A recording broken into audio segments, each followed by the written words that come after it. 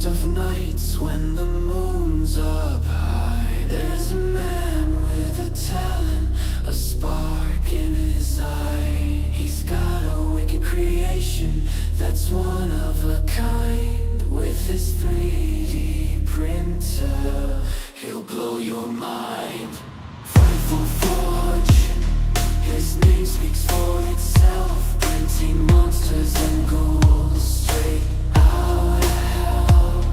From skeletons to witches, his designs are supreme. In the realm of horror, he reigns supreme. Frightful Forge, he's the master of fright. With his 3D prints, he'll keep you up all night. Spooky creatures crawling out of his machine. Frightful Forge, the Halloween scene's new king.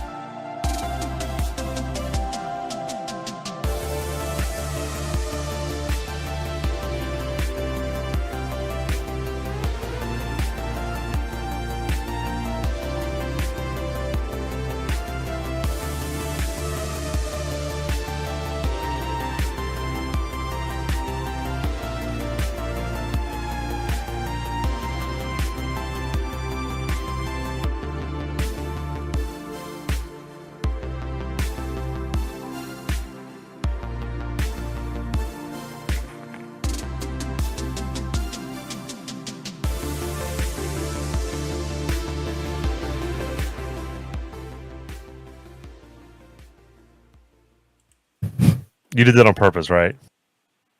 What? Shanks just said that. Oh, really? No, I was gone. Yeah, I It's said they're calling it. People start looking and sounding like their pets. Yeah. Hi. Hi. Hello. Hello. Sorry. Welcome to Quick, the teacher's back. Everybody be quiet.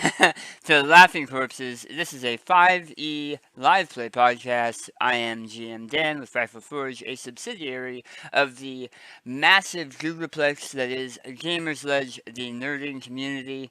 I am happy to be here this Monday with some of my best friends ever, and we are running Journey Through the Radiant Citadel, which is this.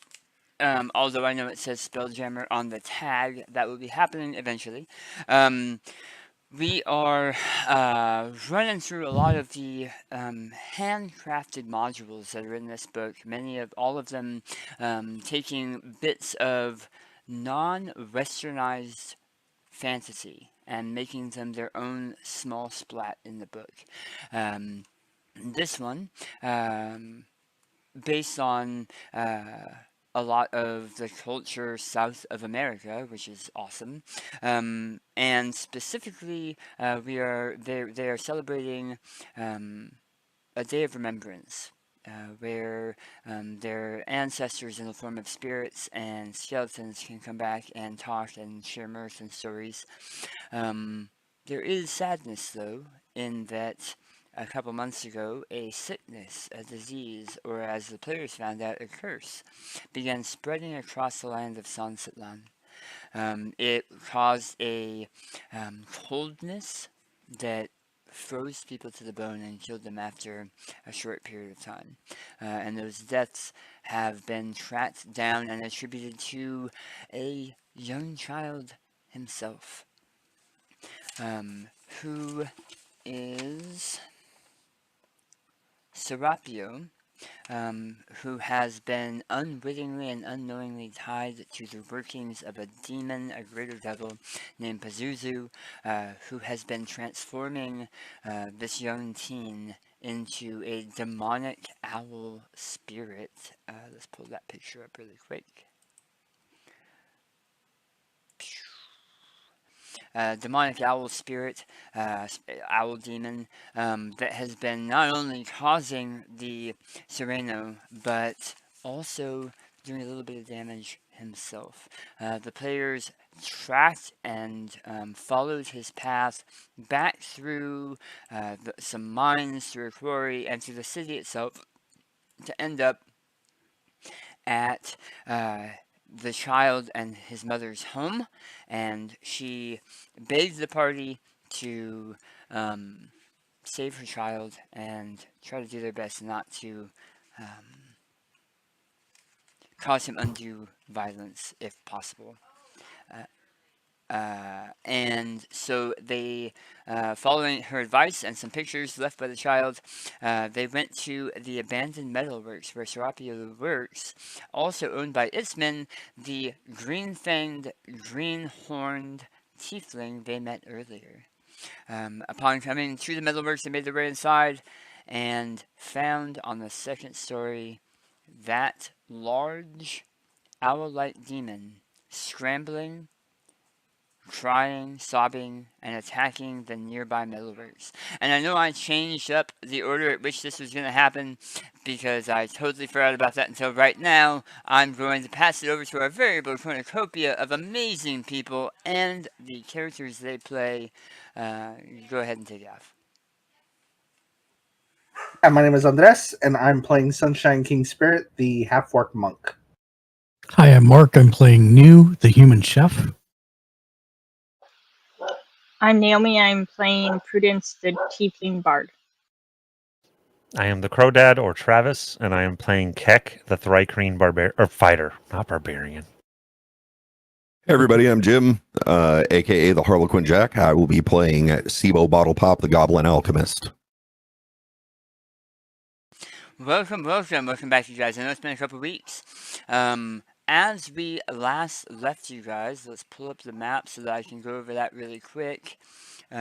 We looked like this, with Sibo, New, and Prue back towards the doors of the metalworks, and it's kind of hard to see, but Keck, you're right here. Boop, boop. Oh, let's try using an actual mouse. Keck, you're right here. And Sunshine King Spirit, you're right here. And who is the NPC in the bottom right? That is the large demon-like creature, owl demon-like creature, that is Serapio in his other form. He is current. Serapio. Yes, I know. And who are the three waiting in the wings? That's for when he zombifies you and you come back as a zombie. Oh! Yeah. Sorry ahead of time, Sunshine. Never seen Dan implement his own magic decks into gameplay in D&D before. You're gonna start. Eldrazi, here we go. The creature on the second story catwalk is currently in mostly a fetal, like hunched over position, sobbing, his long sharp claws scratching and tearing at the catwalk beneath him. You see little bits of sparks flowing as he claws the catwalk down underneath. These two large containers are usually used for carrying iron and silver scrap, and they are suspended above you on the ground floor. It is, I think it was about 1 p.m., maybe 2 p.m. So there is a little bit of sunlight coming through the paper plastered windows on the upper floors of this building.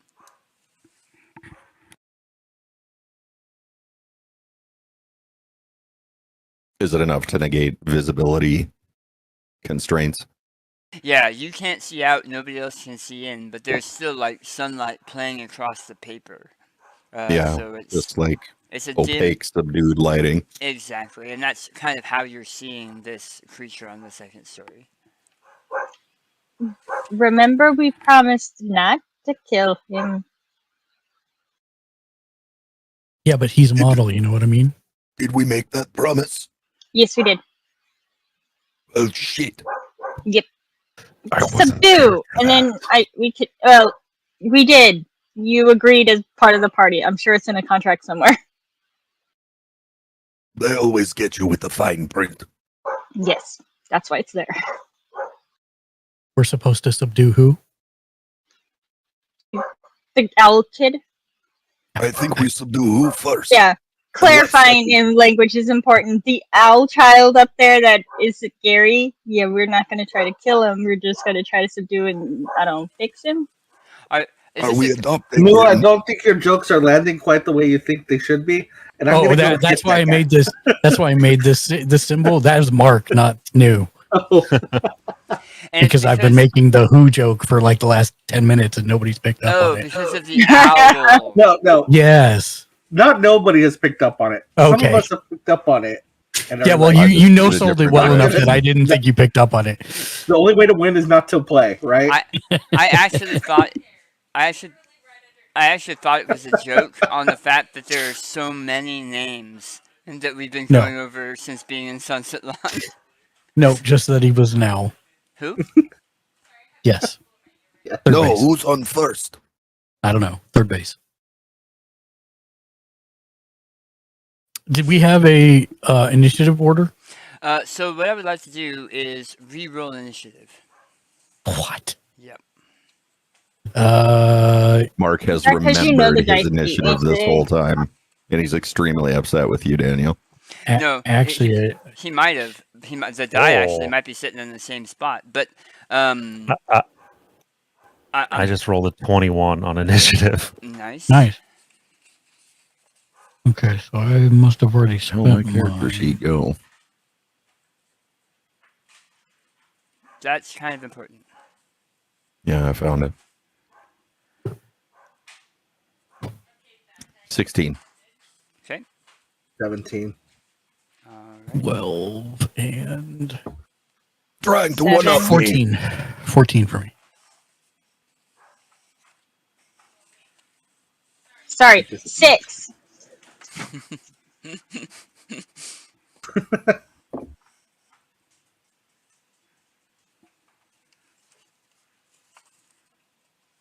It was totally on purpose because, I wanted to make sure you guys go first. Okay. Being polite. Tech. I have questions. Yes. Before we start. Yes. Are the containers taller than the catwalk?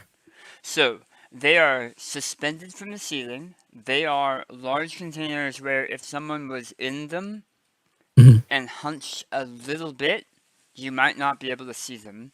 And they are about 2 feet up from the catwalk. Like the top of them. So they're actually above you, but not like way above you. You know what I mean? So My follow-up question is, if they're suspended from the ceiling, is that with like wires, Chains. chains? And it looks like there is a console. Well, there is probably some way to control those chains up on the catwalk because you do not see it here on the first floor. It might be the giant thing labeled console. I'm just going out on a limb there. Which you can't see. Okay. from where you are. Right. I know. I'm just saying. But how likely are we to have any familiarity with this? Industrial knowledge. Oh yeah. no, yeah, none. Yeah. Okay. Right. That's why I'm saying. That's why I'm clearly pointing out the console we're never going to use.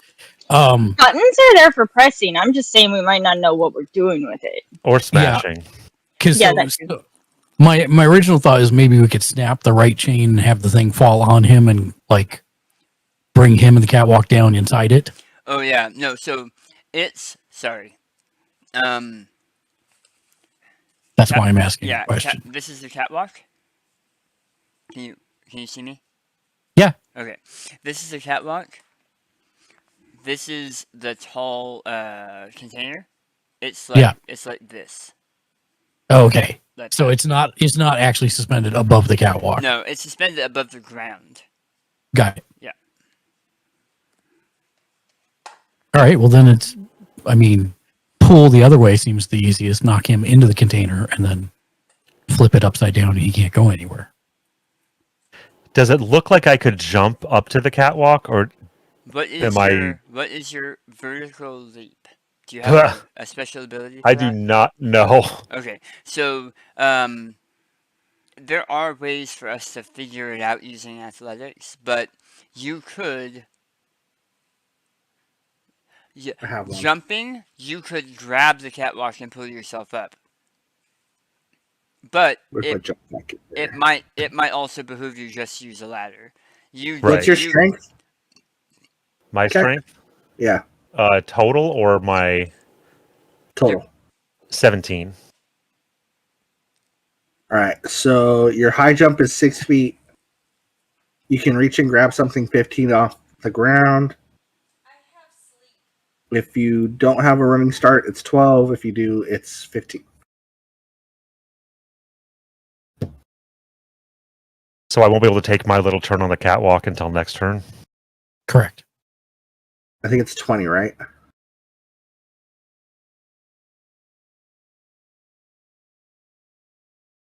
Well, and if it's a rickety thing, he may have a harder DC of grabbing onto it. Yeah. But yeah, 3 plus strength modifier. I think Naomi's clarifying a crazy plan. Yeah, I tried to explain to her that Shatter's not going to work on a demon child. I mean, Okay, this is like the one situation in which I wasn't going to use Shatter. She wanted to wait until Keck was standing right next to him. I don't know why. yes, That counts. Cat could be covered in owl paste. Or Sounds vice much versa. better. Or Keck, or the child be covered in Keck paste. Yeah, you know. So, the catwalk is between 15 and 17 feet up. The 6 feet vertical is with a run. Correct. Because you're not gonna. A strength of 17 isn't gonna just leap 6 feet. Some of the species, as a matter of fact, I think Arandi had a vertical leap because of what it was. But I couldn't remember if a giant praying mantis had it. But yeah, so you might be able to, if you roll well on athletics, you might be able to jump and grab hold of the catwalk and pull yourself up. But that would be your full action. Yeah, Yeah, that would be your full action. I'm gonna split up so we can come on two sides. I'm gonna go toward the ladder on the top right. Okay, so also of note, the scrap piles are difficult terrain. Then I will. Let's see. I'm gonna go. If I go directly to the right, is that gonna get me into the scrap pile or just on the edge of it? So I'm gonna count these 9 squares. Okay. And this weird, like this one. 1, 2, 3, 4, 5. That's the main. If it's taking up the majority of the square, I'll count it. So Okay. 2, Then I'm gonna go. 1, 2, 3, 4, 5, 6. Yeah, I'll go there. And hope that I don't regret stopping under that thing. Well, you could just take your. You take. Oh, yeah, a dash.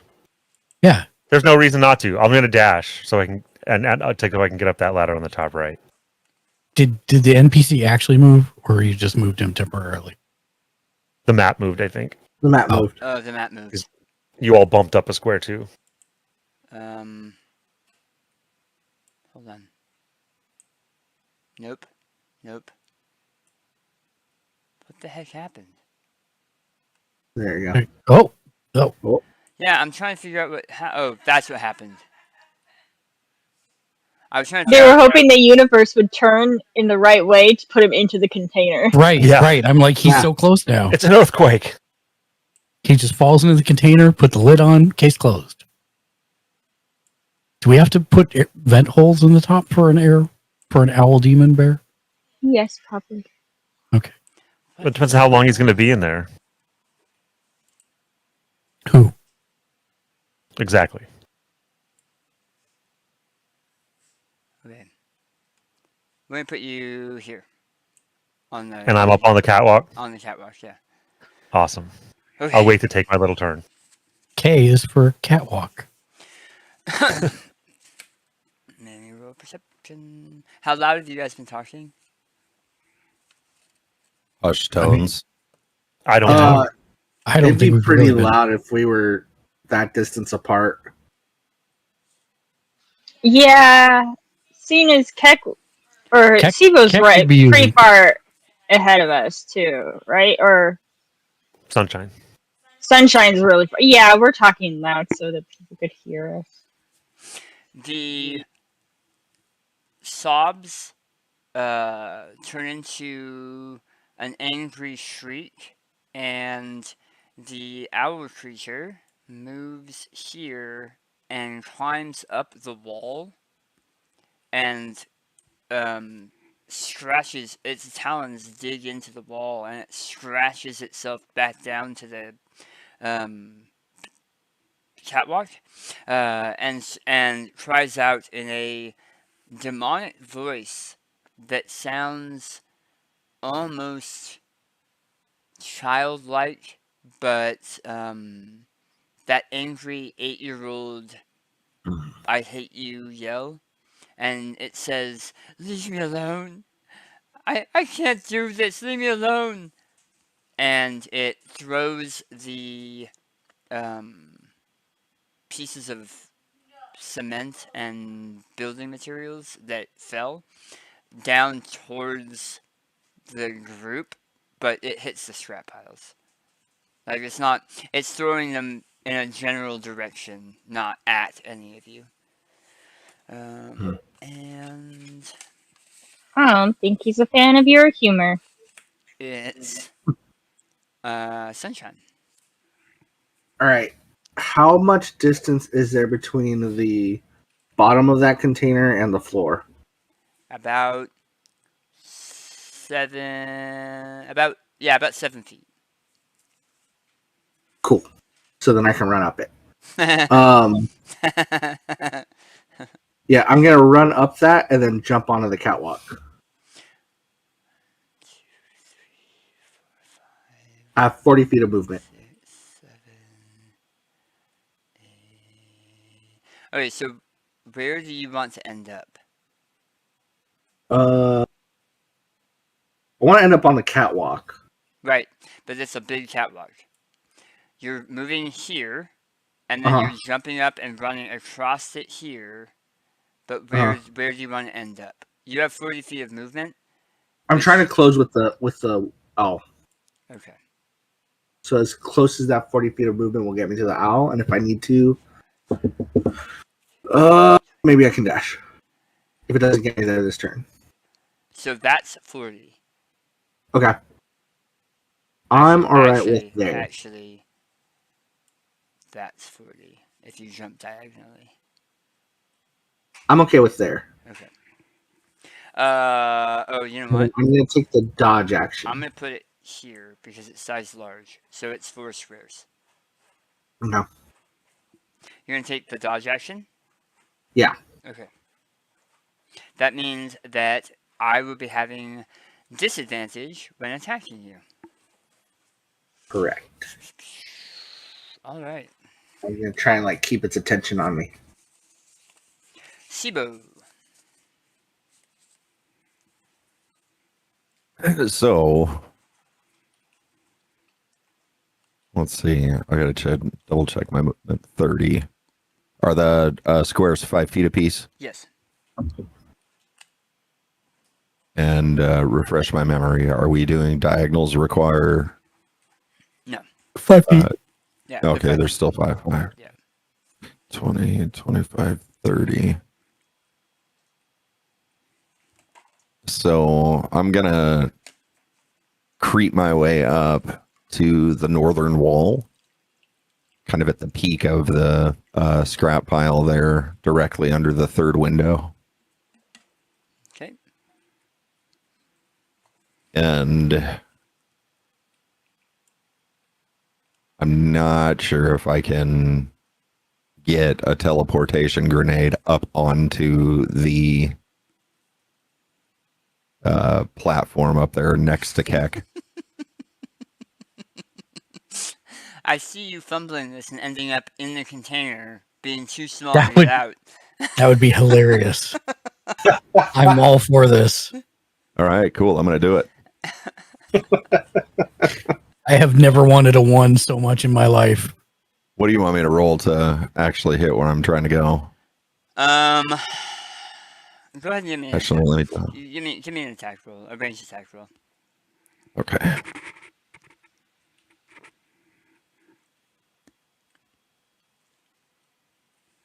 Ten. Okay, so you're throwing a teleportation grenade in a wide arc to hit an area like 30 or 40 feet wide. So I was just giving you a DC of 10 because that's an average throw. So yeah, Okay. you made it. Luckily, DC of 10 because that's an average.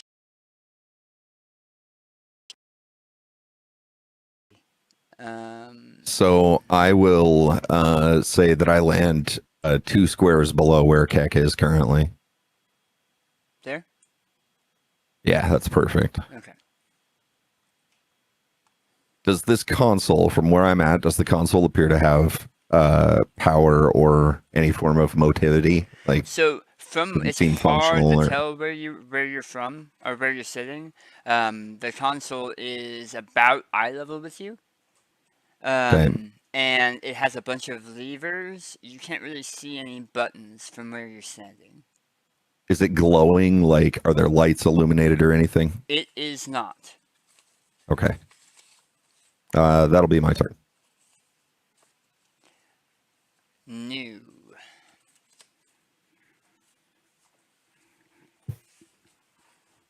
By the way, Dan, I cannot put that rule book down. Oh, really? Yeah, I'm awesome. like 2/3 of the way through it already. I look forward to playing in your game. That is one that could be a lot of fun. Since you brought this up, did you both see the link that I put in chat? Yeah, I Humble. did. Humble Bundle has like $400 worth of books for 40 books. Yeah, it's on my list if I get a chance next pay period because it's Yeah. a good selection. Put me next to the ladder on the bottom. So I don't know how you're going to notate that, but I am not climbing the ladder. We'll just remember What? that you're not Yeah. climbing the ladder. Yeah. But you want to be here? Yes, that is correct. Okay. And hopefully with Sunshine approaching him, he's eyeing that, not me running underneath there. And that's me. Okay, Prue. Okay, do I have to hurt its feelings for vicious mockery to work? Or can I use the mom voice? You can use the mom voice. Okay. I'm gonna move up a little closer, like eye line at least, but not super. Like I'm not gonna be fast. I want to walk to eye line so you could maybe see me. Okay. And using vicious mockery, I'm gonna be like, "Young man, get." First of all, I take off a sandal and has it in my hand. Let me touch you. But Mom.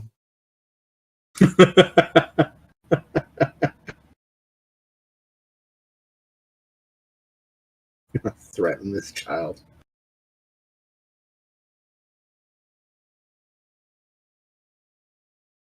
Yes, I can do. I can grapple them for hug therapy. Just like Threaten it with a chancla. Or a suplex. He's young. His spinal cord will regrow. yeah, His bump card still has a lot of bumps on it. yeah.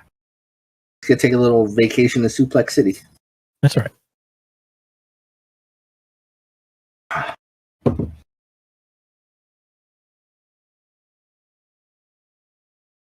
mean, he looks small, like wiry.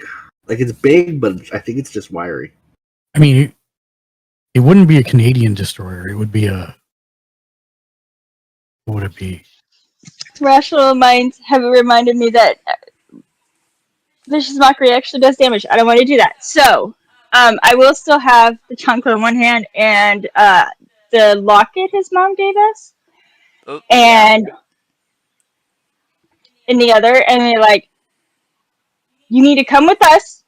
Your mom wants you home. She's really worried about you. How can you make your mother worry like this?" And I'll use persuasion because I have a feeling my character sounds a lot more persuasive than I do.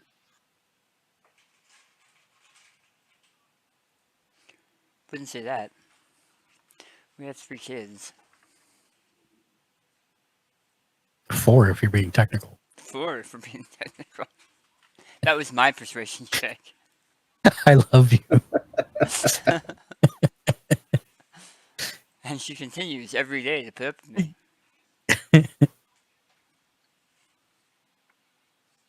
I got a 29. Holy crap. Damn, son. And here I was expecting you guys to continue rolling terribly. Okay. So, a couple things happen in quick succession right before you start moving, Tech. There is a howling scream as the owl creature rears up on its back and starts clawing at its chest, and it's pulling this flesh off, rending deep gouges in demonic flesh that is spilling onto the catwalk, like the crosshatch catwalk, and flooding down. You can see it pouring like rain, Mark, down through the grate. Sunshine, King Spirit, you're right up close, and you can see as he's pulling this flesh away, it's almost like the demon is pulling back from a small, mostly naked form that drops to the grating and pulls away from, like the demon pulls away from this small, scarred, bleeding young teenager, like skirting that awkward phase between child and teenager. And I put a simile or a metaphor of Naomi rolling that persuasion check in chat, in the Discord chat. And Just the FYI. I'll check this out. And the demon howls in pain and anger, and you can see, especially Prue and Sunshine, because you're right there. It's facing both of them right now. The child is kind of curled up on the curled up, covered in bloody slime on the catwalk, and the demon is staring down at Prue and has this vacant opening in the center of its gory chest, like some kind of I'm not gonna go there, but it's like a big opening. You can see parts moving still, and it screams and looks at Prue, and then focuses its round, angry goat, double slit eyes that are the size of owl eyes on Sunshine. And it is Kek's turn. And I just want to be clear because you said there were bits dropping through the grate. It is still up on the catwalk with the child, Yeah, so not down by me. the door, it was ripping from it, so the Yeah. child was trying to get out. That's what Yeah. fell through the grate. That's all. Okay. And Okay. it's like a oozy ectoplasm. Okay. I will dash. Just to be clear, I'm safe, right? I mean, yeah, 100%. I have the ladder between me and every threat. I'm just checking. That's right. You go ahead. Ladders are sturdy. I'm gonna dash 60 down and over toward Okay. Sunshine. 5, 10, 15, 20, 25, 30, 35, 40, 45, 50, 55, 60. I have you approximately... Oh, nope. I have you approximately here-ish. Okay, that's fine. Okay. And... Okay. NPC 1. It moves, and as it charges you, Sunshine,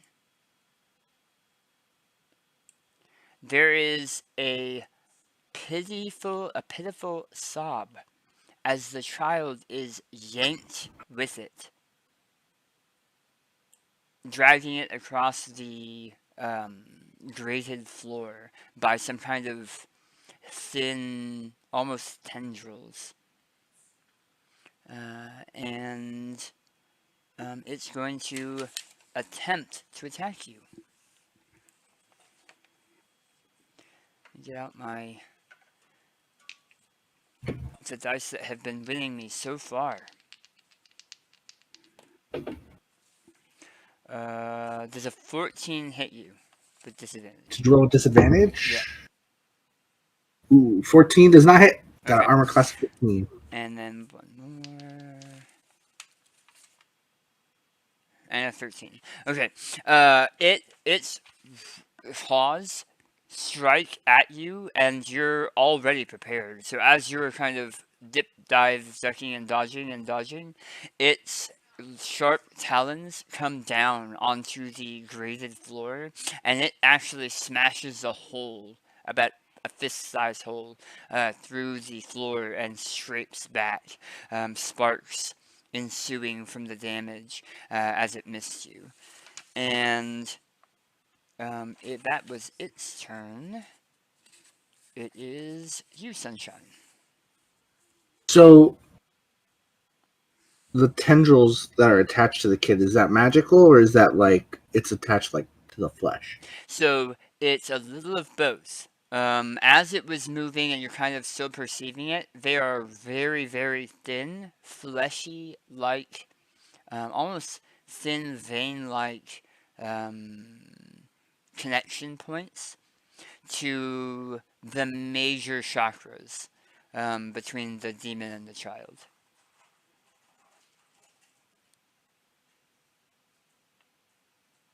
I have an idea. It's not a good one. Are you going to end up in one of the Could I containers and Get then the able to kid get away? out? Does it look like I can pull them away from it? That's a good question. You can certainly try. I'm gonna give it a try. So I'm gonna run along the wall to get on the other side of this guy, Okay. and then try and take the kid. Are you Are you stopping I'm there? staying within threat range, so Okay. I'm not getting an opportunity Okay. attack right now. Okay. How are you looking at removing the child? You could just throw him over the side. That's what I was. I was kind of actually thinking. going to jump with him over the side. Ballsy move, Cotton. I think I like it. Because I have feather fall, so I can negate the damage that we take. You'll still take the opportunity attack though. Not if I disengage. Unless it This is what hangs I'll the do. kid over the edge. So I'm going to disengage, grab the kid, and jump over the edge. Yeah, but disengage is only a 5-foot step. Disengage isn't a 5-foot step. It's I don't get an opportunity attack. Yeah, but includes a 5-foot step. I mean, here's the thing, right? It includes a 5-foot step, but then he can move the rest of his movement if he hasn't used all of his movement this round. Yeah, that's true. Yeah. And he's got And I 40 still have feet my of bonus movement, action. and you only moved like 15 feet, 20 feet. Yeah. So that should be fine. I'm trying to think because 40.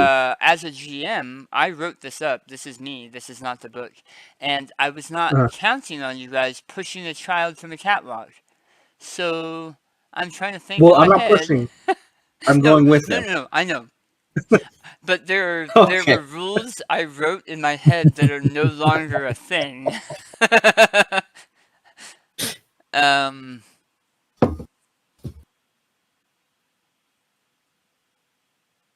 Are the See, if tendrils you attached to the hadn't have done child's this- neck, and the child has just been lynched? They're attached If to you all had- of his chakras. If you hadn't have done this, Sunshine, my thought was to try and teleport just the child, and then make Dan determine which is a real Ooh. person. Ooh. Give me a strength check with advantage. So it'll be a normal strength check now because I'm still exhausted. Oh shoot! Yep. Oh,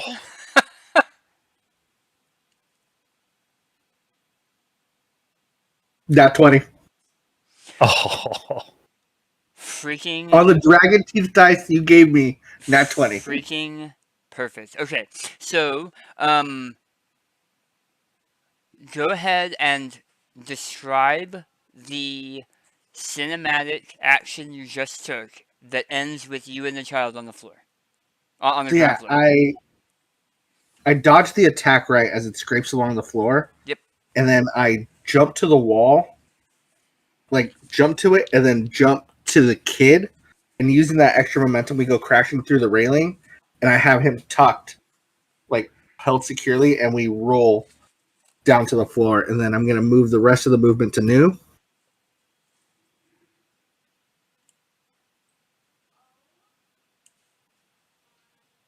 And set the kid down with new. My friend New will take care of you, okay? We won't let that thing take you again. And then I'm gonna dash using Step of the Wind to get up the ladder and right back up with that NPC.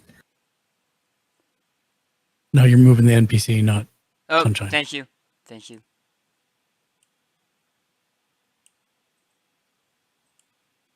Quick moves. Poop. Okay. Well played, sir. Well played. Okay. So, from the GM standpoint, all of that happened. There was, when you fell over the side, there was a moment of, a fish being caught on the line about 10 feet down. So you were almost on the ground where it hung for what you felt like was a couple seconds, but really was just fractions of a second. And then you felt, rather than heard a snap, like a rubber band snap. And the child went from sobbing and kind of not fighting you, but this is Thrashing. all a lot happening, to him Yeah. being out. Let me clarify, unconscious. He is still breathing. You can tell definitely because they are haggard, exhausted breaths.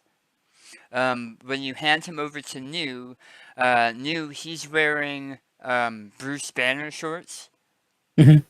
and nothing else. He has scars on his body from claw marks. A lot of scars on his body from claw marks.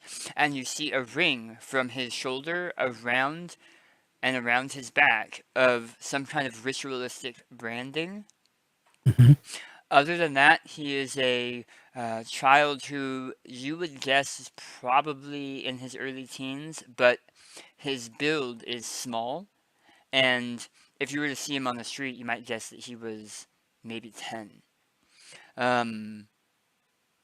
He is covered head to toe in that same kind of slick, dirty ectoplasm. But he is, unless you're holding him, he is currently laying on the ground right next to you, completely out. Okay. And that's what you guys saw. That's what you guys saw. Sibo. I'm going to keep headed. I'm going to move down to the console. 10, 15, 20, 25, 30. Yeah, to my maximum distance down there, just under the sea. Okay. Under the sea. I knew it was coming. Under the sea. From here, is that console?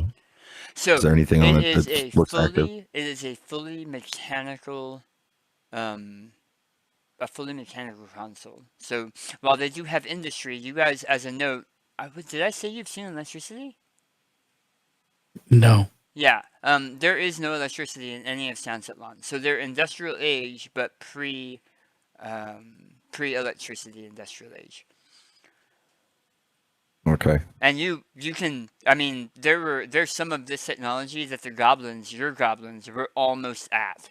So you understand all of the instructions and what all of the levers do, and as second nature. Based on the conversations you and I have had.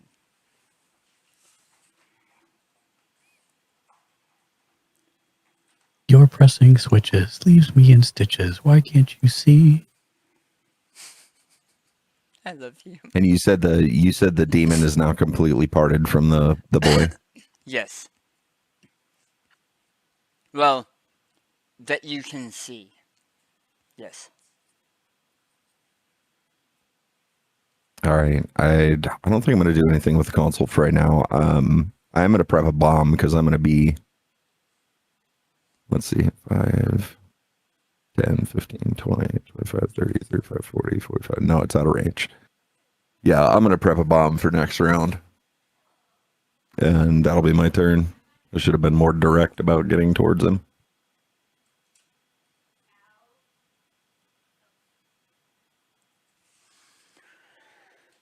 Okay.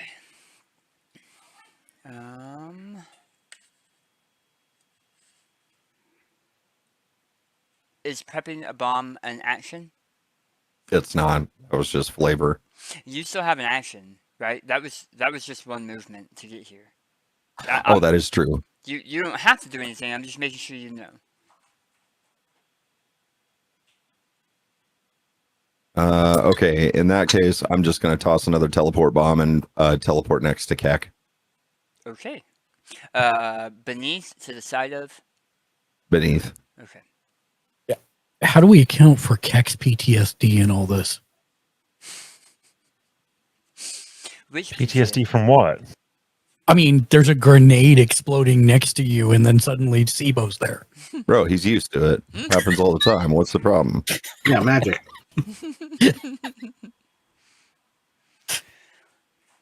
Okay. Was that all, Shiba? Yeah, that's it. Okay. Prudence.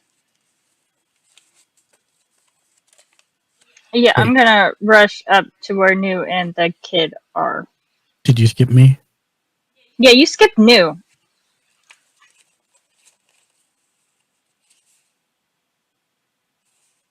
Oh, that is sad and funny. Anyway, Prudence, what would you like to do? Oh, okay. New. Go ahead, Mark. Actually, I was going to. Yeah, I would. I'll try and. I know he's unconscious, but I'll try and feed him a piece of orange cake, anyways. Okay. The wording on your orange cake ability, it says the person has to eat it, correct? I believe so. That's why I was going to try and Okay. feed it to him. I will. So that may be a. Okay. Yeah, and that's fine if you say that doesn't work. That's fine. I'm I've never tried. I'm also going to remind you. You guys have a handful of the potions that Sibo made Oh, you. You're absolutely right. I'll yeah, just use a potion. I Yeah. didn't remind you guys about because it was like 17 weeks ago. But Yes, sorry. Sibo did make you guys potions as well. Oh, I do fine. Go ahead and roll me. I think it's. Did we say it was a D8 plus 1 or D4, D6 plus 1? D4s. D4 plus 1. Because they're just like normal health potions, right? Yeah. Then it's 2d4 plus 2. Okay. Can I get you roll that, please, Mark? Unless you came without dice. Yeah, I have dice, not D4s or D8. Can I have somebody roll 2d4, please? I got you. Thank you. That's gonna be 7. Okay.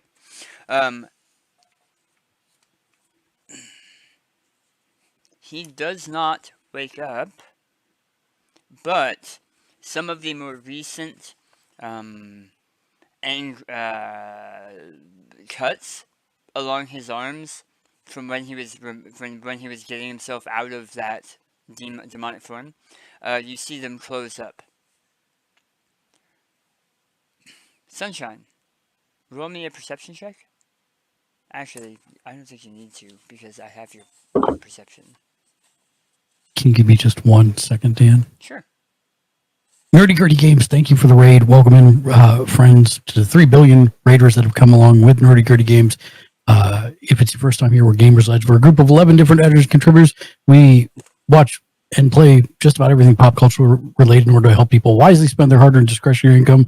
And then we stream a recommendation here on the channel, like Dungeons & Dragons, like Magic the Gathering, and much, much more. Thank you for the raid, and thank you for the follow as well. We stream almost every single day of the week, every day but Saturday, and we're actually doing this Saturday for wrestling. So make sure you come and join us. By the way, Andres, you should join us if you want. It starts at 10 a.m., so that kind of sucks, but there you go. Yeah, I don't think I'm doing anything this Saturday. So, wait, no. Yes, he's gonna be busy Saturday. Oh, fine, okay. Hey, not doing You anything. don't want to watch wrestling? Fine. That was Yeah, you guys can all watch wrestling together with us. It's great. No, that's we're good. LARPing. She's taking the knife with her. It won't just be me she's threatening. Oh my gosh. Games. I'm sorry, I got you in trouble. My bad. But I hope your D&D session went well. And I hope that you stick around. We are a nerd community, and we very much take you sending your folks to us very seriously. Thank you for that. We are in the middle of a campaign, so I'm going to let the DM get back to it. Thank you for letting me break in to thank the raid, Dan. Yeah, of course. So I rolled. My total was 10. Okay. So I was looking at your passive, which I think is 12.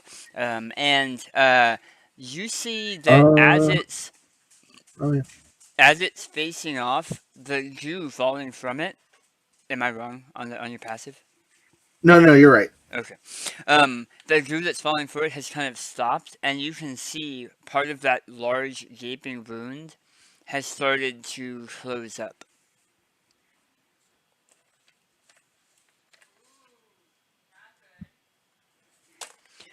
And that is. Are you? Did you have anything else, Mark? Yeah, Prue is. Does it look like Prue's body language says like she's coming this way, Prue? Yes, very much so.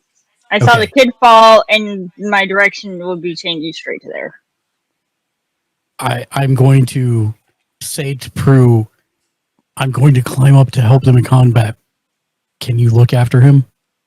And then I will climb up until my head is just above the catwalk, like just clearing the catwalk floor, Okay. so that if I actually maybe just like a rung or two higher than that, so that I can fling something if I need to. But that's it. Okay.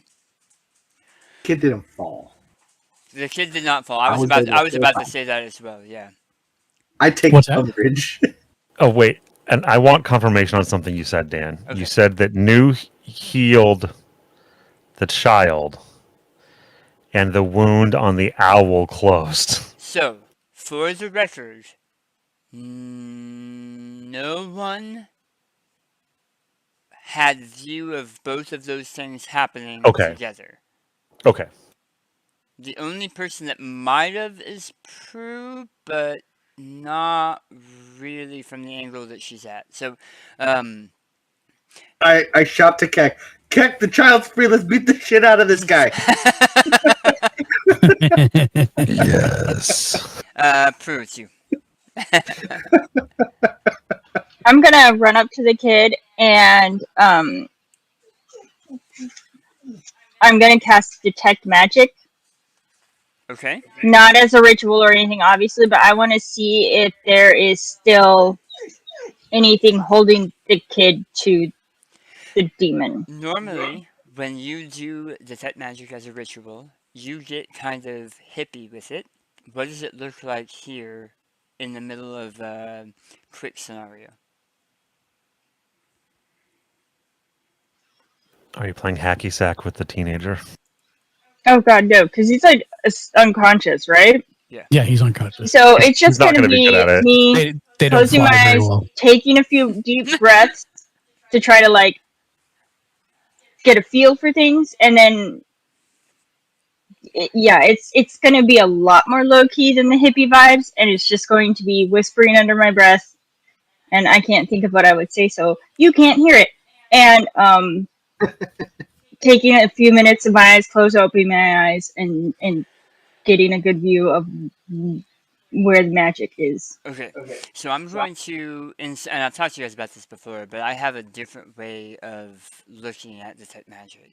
And the way I kind of see it under most circumstances is like Dresden. Mm-hmm. Opening, That's what I was picturing, but I couldn't opening figure out how his to like grab. third Yeah, eye the third eye. Yeah. to see the magic around him. You open whatever it is that lets you see the magical forces that tie and bind, and you see this child, and he's chained. He has chains that are holding him, that spread out in the distance around this large collar. And the collar is representative of these ritualistic brands he has from shoulder down across his chest and then down across his back. And you can see that the chains lead off in the distance to all of the people that have been cursed.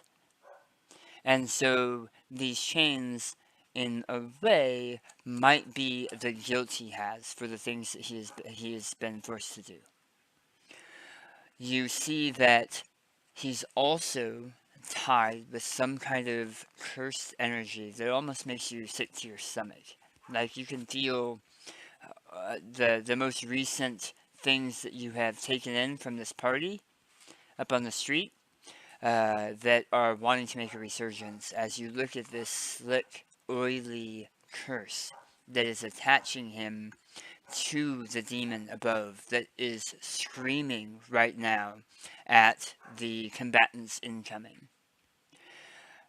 You have heard some ways to remove curses. You've seen how some of curses hang with people even after. And you're You're not sure entirely what this is, what could have caused this, or what the demon Pazuzu has really done to this child. But that's what you're seeing as you look at it. You're seeing enchantment magic, you're seeing transfiguration magic, you're seeing a whole lot of really evil, dark magic. And I'll get like, cause New's going up the ladder, I'm guessing. Yeah. Yeah. If you could let them know subduing would be better than killing right away. I got some work to do. It's still connected to the kid.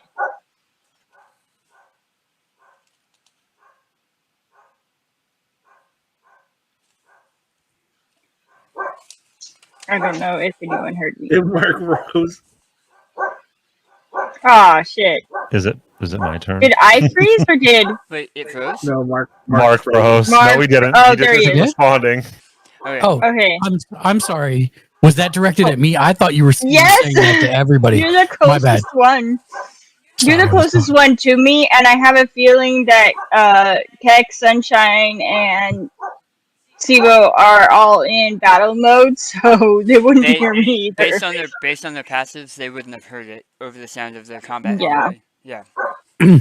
So you just yelled that at me. I haven't done anything because it's not my 7 seconds yet. Correct. Yeah, no, I'm just informing, just if Got it. possible, to keep them from killing. Right Okay. now, I'm figuring this out. Okay.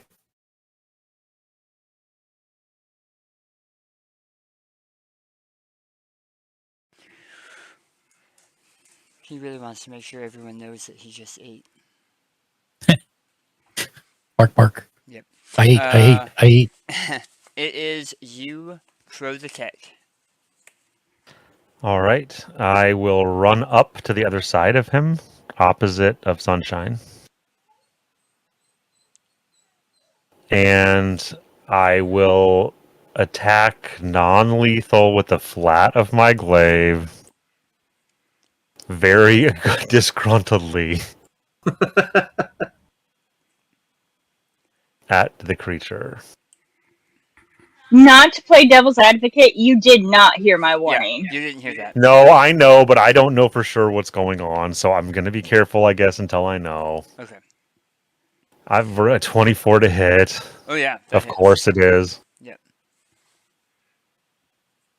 I'm just gonna put this out there. This thing is deadly, so you do want to take it down because I was looking at how Yeah. much damage it does, and it really only needs to hit one of you 3 times. Oh, great. It's a 6. And one of So, us won. my keeping it alive is a suggestion. I don't know. Killing him might fix it. I don't know no. You were saying how much damage? 6. Okay. Oh, it's dead. Yay. Yeah. How do you want to do Describe what happens. The first person to strike it takes on the curse. Oh, no. Yay! I get to be possessed too? Please. Make me even more ugly. It won't make it much different. I mean, you already have a ton of voices in your head. so Yeah. Plus mouth fingers. I'm gonna use possessed mouth my fingers is action terrifying. surge to do it again. So, oh yeah, yep. Oh, 10 to hit. 10 does not hit. Okay.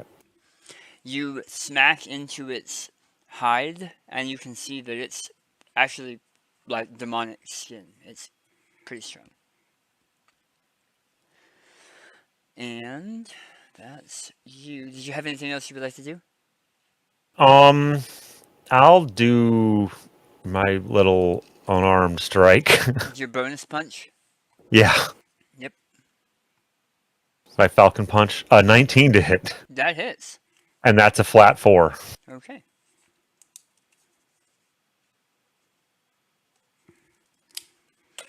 All right. It shrieks in pain and confusion and anger and everything else. And it is going to... 1, 2... I have a question. Yes. Is there any change in the child's condition during when it gets hit? I mean, it would be really hard for you to be able to tell, but the child isn't. It doesn't. The child doesn't have any new wounds that are opening up on it. Okay, that's all I was checking. I was obvious new wounds or obvious signs of Yeah, pain. so he's not matrix cradling Yeah, when, he's not. whenever, the other guy gets hit. Yeah. That's a great way to describe that. Matrix cradling. That's Wow. so good. That's what it is. It is. That's the best way to describe it. And to be fair, I mean, yes, Mark and I have been married a very long time, but I knew exactly what he meant. Yep. Almost as long as we have. Yep. Okay. It's going to turn to. It's going to screech, swipe, not really like as an attack, but like swipe at Sunshine before turning, and it brings both of its winged arms forward, flinging at Keck and Sibo. I need both of you to make a Constitution saving throw, please. Keck, As- please describe the as sound of a a beetle frigid- shell cracking. As a frigid wind. Are you rolling dice, Shane? Yeah. Okay. As you, a cold, frigid wind passes over you down the catwalk. I rolled a nat 20 plus 5. That'll do it. I rolled a 17. That'll also do it.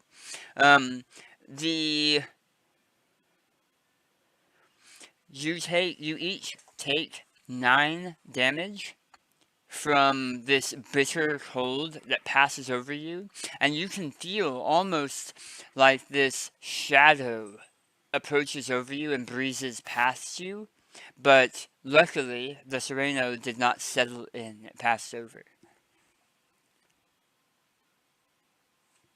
Damn, he tried to infect you.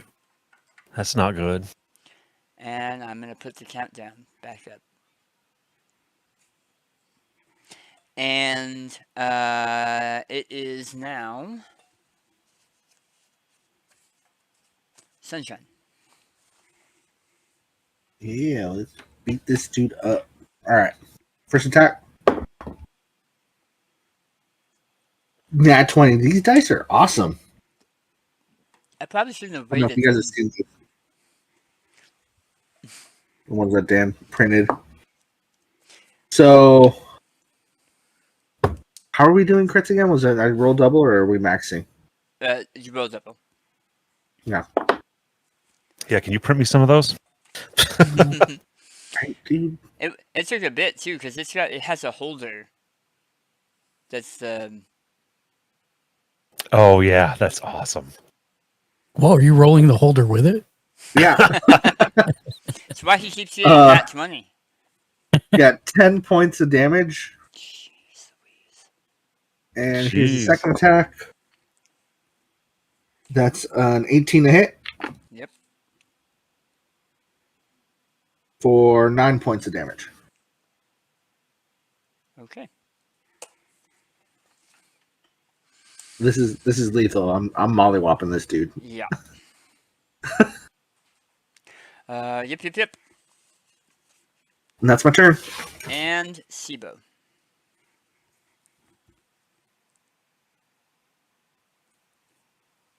I'm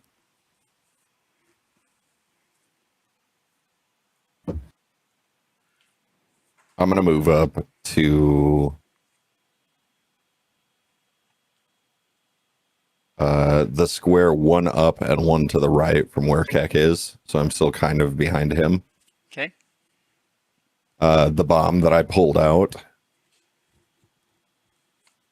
I am going to dump half of the explosives out to shrink its detonating size, and then I'll throw it at the I'll throw it into the demon.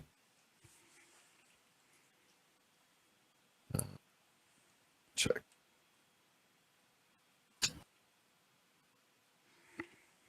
That is a 21 grab, yeah. Jeez Louise. Yep, that'll do it.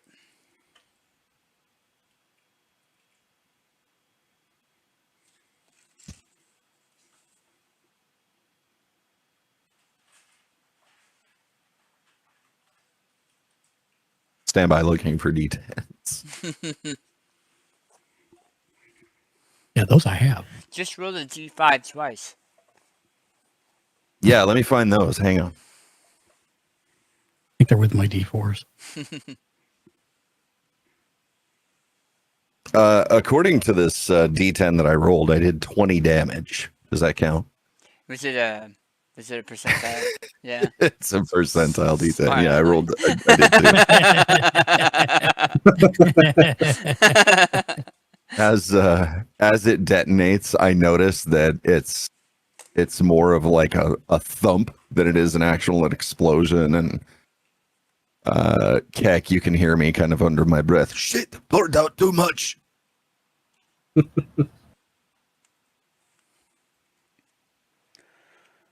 Okay. And that'll be my turn. All right.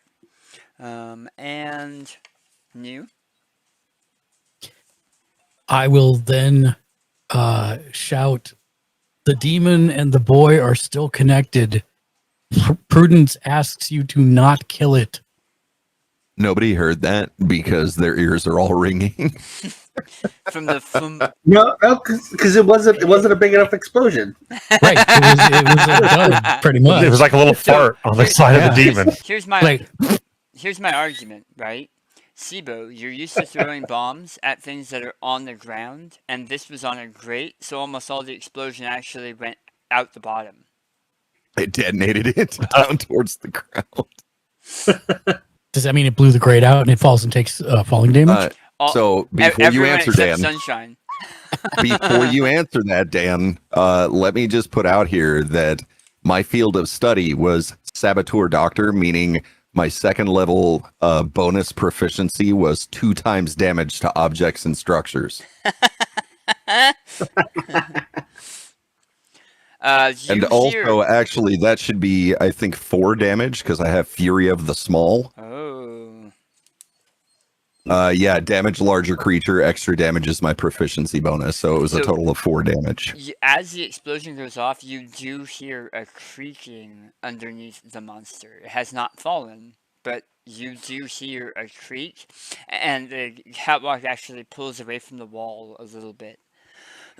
I'll shout to my compatriots there, "Watch your step!" Go ahead, Mark. And that is officially the end of my turn. You say watch your step, and as I see everything like shift and the possibility of what's about to come, I get really excited. I mean, at this point, I'm wondering. I'm cursing the fact that none of us have a pike that I can run underneath and set straight up and down for it to fall onto. But I instead shout my warning, which is obviously easily heard because Yeah, you're shouting it. Yep. yeah. And then from there, I'm going to continue to hold and stay exactly where I am. Okay. Okay. Prue. I would like to drag the child away from the creaking and bombs behind that scrap pile up there.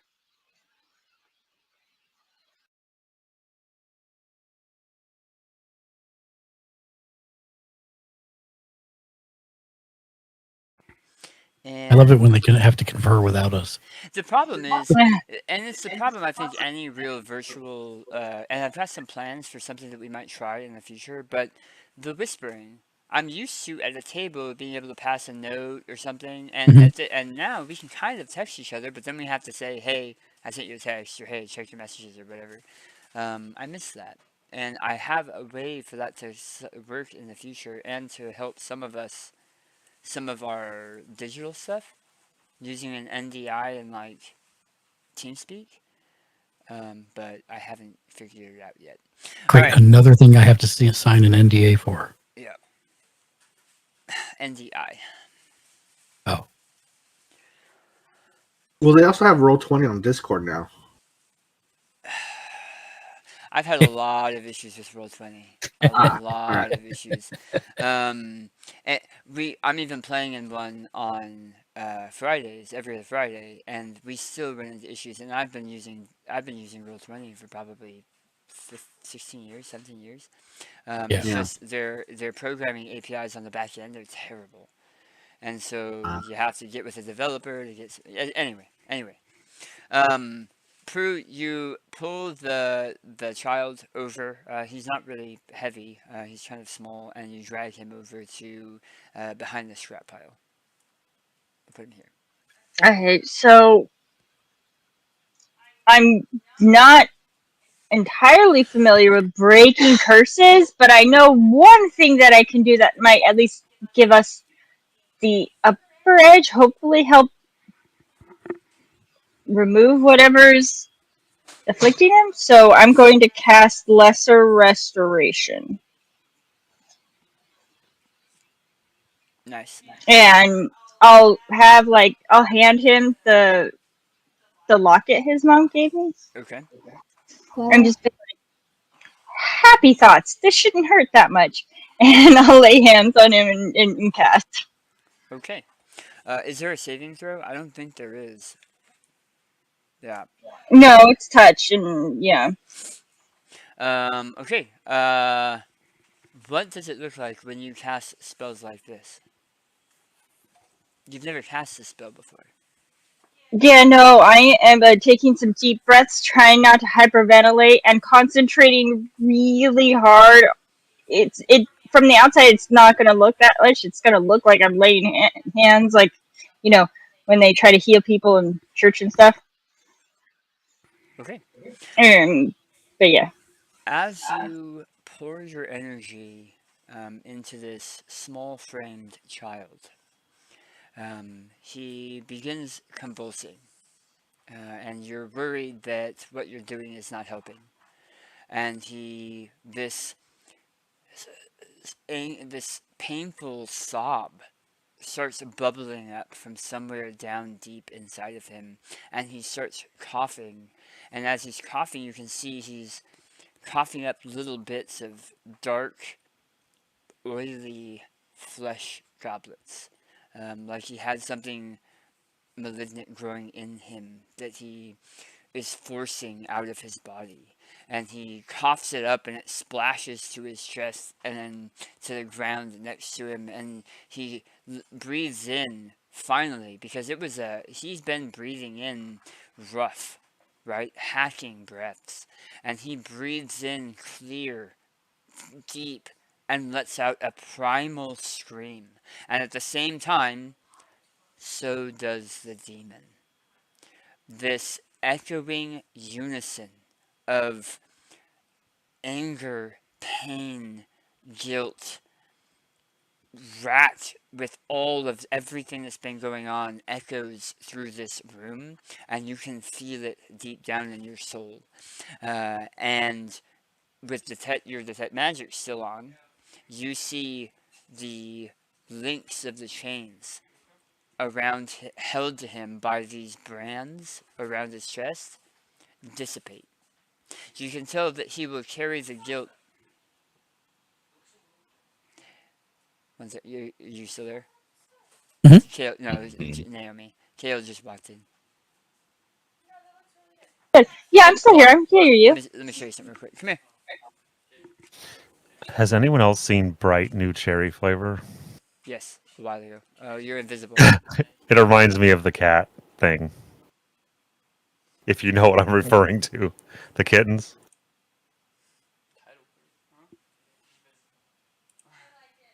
Been done. Nice. That looks so good. Oh, He that's says that looks awesome. really good. Yeah. Wait, I can't tell. What is it? It's an Imperial Imperial officer. Yeah. Oh, nice. He's been working on getting it 501st ready so that he can get it approved by Oh, the that's main so cool. costumers. Nice. Okay. Naomi. There you go. There's no chance of me. You see that That looks. Hold on. You see that he'll probably carry this guilt with him, but it's no longer shackled to him, and the connections, that dark, oily connection between the two, is gone. Okay, so the guilt, that's what families for anyway to help with. I think. or make worse, whatever. That's not my problem. I can't cast a cantrip as a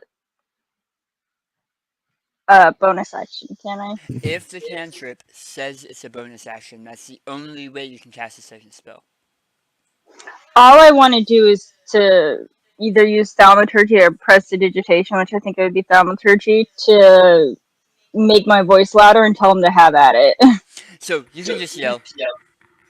Okay, so yeah, you hear Prudence yelling, "Hey, he's free. Have at it. Get rid of that guy." If you had yelled while you were down below the catwalk earlier, everyone would have heard you. You specifically said you told Mark.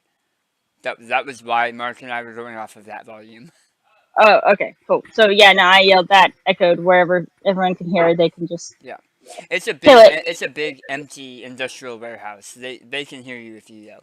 All right, so you guys heard that, and I assume Naomi, you're done. Yes. Okay, it is Keck. You hear a eager, guttural insectoid chittering / laughing as I heartily swing my glaive at this thing's head. Happy bug noises. I imagine his mouth fingers are doing the anticipatory. I rolled a 17. Happy bug noises. 17 hits. And that is 13 damage. Nice.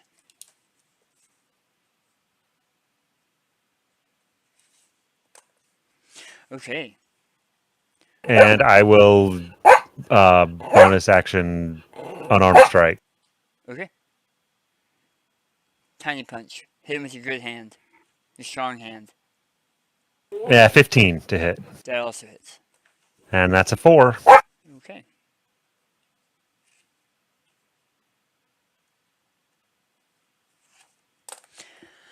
Okay. And it is its turn.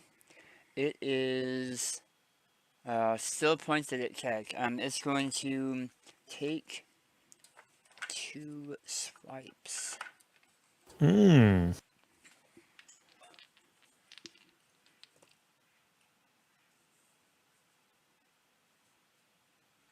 That is a natural 20. Oh, Ruh-roh. of course it is. Oh, Poop on you, man. I'm sorry. Frick. Hey, Keck, do you know those chocolate candies that have like the hard candy coating outside, but then it's all nougat inside? Nougat. Like the I white don't like creamy stuff? nougat. Yeah. have a I get feeling where you're that's what going Dan's- with this. Dan's about to do to you here. Yeah. You're going to take 16 points of piercing damage there's more. and Okay. 28 points of poison damage. Oh, I am unconscious. Are you unconscious or are you dead? Well, I currently have 17 before the 28. So he hits 0 and then he starts making death saves. Yes. Okay. That was one attack. Looking for other threats, he's going to Double tap? put his back. Oh wow! Yeah, he's gonna double tap. No, that would be extra mean. He's going to swing backwards at you, Sunshine. Jeez Louise, where were these rolls earlier? I'll be right back. I'm just going to feed the dogs in here while Yep. they're taking their turns. Yep. 19 plus 6, 25. Yep, that's a hit. So you're gonna take 8 plus 14. 22 total? Yeah. Right. 8 plus 14 poison. Oof. That hurts. And I was off a little bit when I said it would take a couple, 3 hits for some of you. You weren't wrong, Mark. Yeah. Just know it's coming after you next. All Yeah, it I sees know. is your head. and it is Sunshine's turn.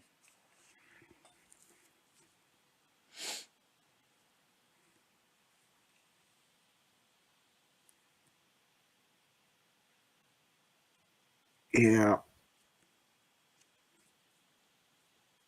Okay. So here's my my normal action attack. 15. Hits. Sweet. 9 points of damage. Okay.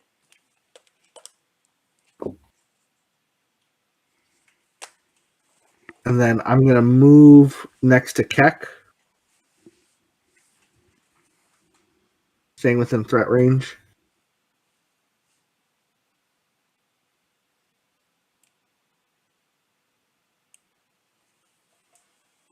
And then I'm gonna spend a key point to do what is it? Pummeling strike or whatever. So here's my first attack. Flurry of blows, that's it. Flurry blows. Okay. 21 That hits. for 6. Okay. And then I'm going to not do my second attack and instead heal Keck for 9 points. No, sorry, just 6. Okay. For 6, you said? Yeah, so Yep. you're back up to 6, but you're still prone. And yes, you are correct. They have to eat it, or a willing creature has to eat it, but they must be conscious. Yeah, I thought so. Yep. I'm thinking the rules for health potion also they have to be conscious, but I think that it's been house rules for a while that you can just pour it down somebody's. Yeah. You just drown them in a Yeah, health potion. They're Which they're means drowning in healing. Technically, like you could mama bird, baby bird, your orange cake. Yeah, you chew it, Yeah. take all the healing, and then spit it into the other person's mouth. I think that would do as much damage as vicious mockery. I mean, honestly, that feels like that would You're work. right. I think you're right. There's only one way to find out. All right. Okay. You healed check. Did you have anything else on this? Nope, that's it. Okay, Sibo. So all of us have 2 healing potions. Not Yeah, all of us. Not all. Keck of us. has fallen down. His eyes are rolling around open now. No, He's what black. I'm asking is, has he fallen down? Yeah, he's prone. He- Yeah. I'm prone. Yeah. Yeah, Okay. he's prone. So Let I me- would like to take out the 2 healing potions that I have, Okay. and I'm going to cradle them kind of between my fingers and pop out the corks, and I want to pour both of them down Keck's throat.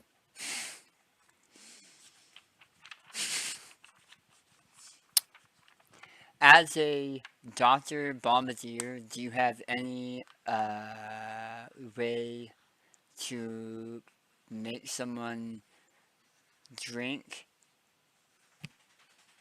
Or is that your action and bonus action? Yeah, Okay. that's essentially what I'm doing, is I'm Okay. consuming my entire turn to try to get him back up. Yeah, perfect. So it's going to be 4d4 plus 4. 4. Okay.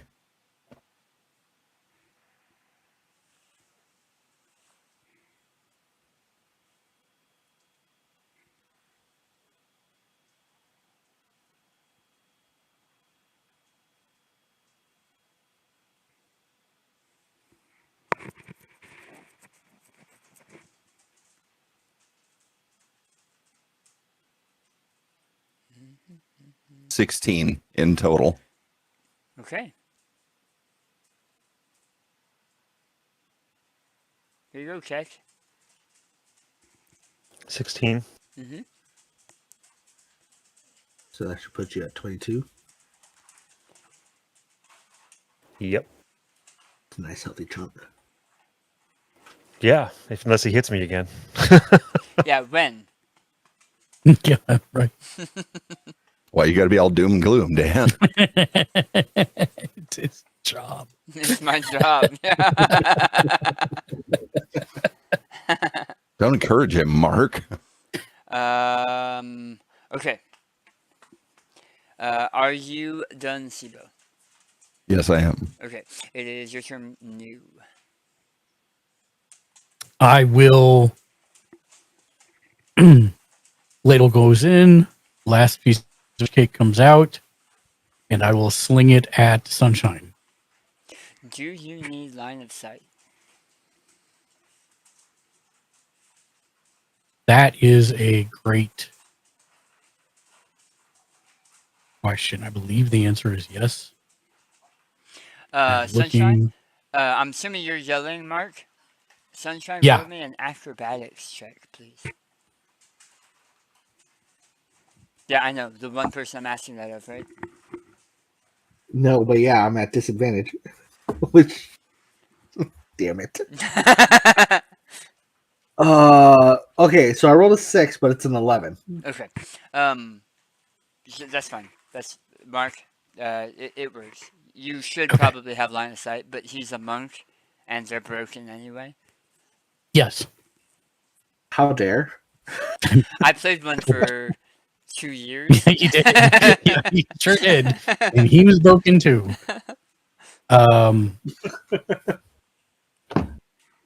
So you will get toot. Sorry, gotta find it. Orange cake. Take that off the list. You eat as a reaction. It's instant. You regain 1d6 plus my wisdom modifier, which is 5? 4 4. plus 4 temporary HP. Oh, right.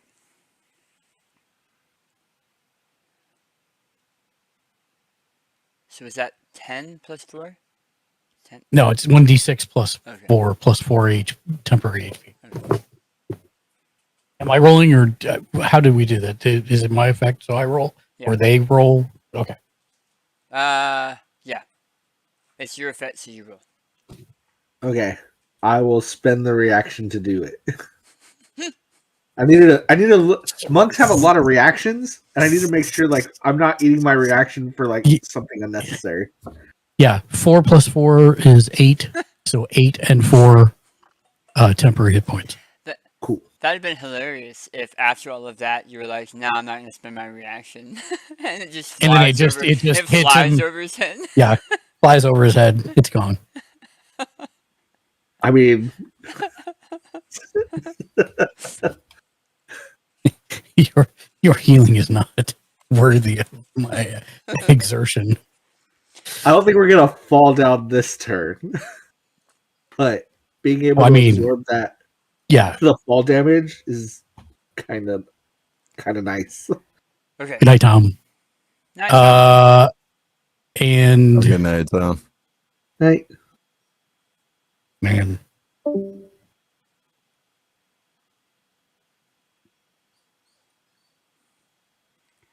Yeah, and that was my action.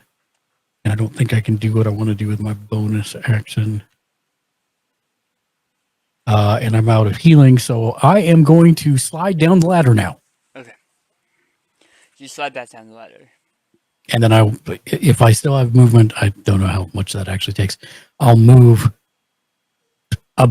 just below Prue. Okay.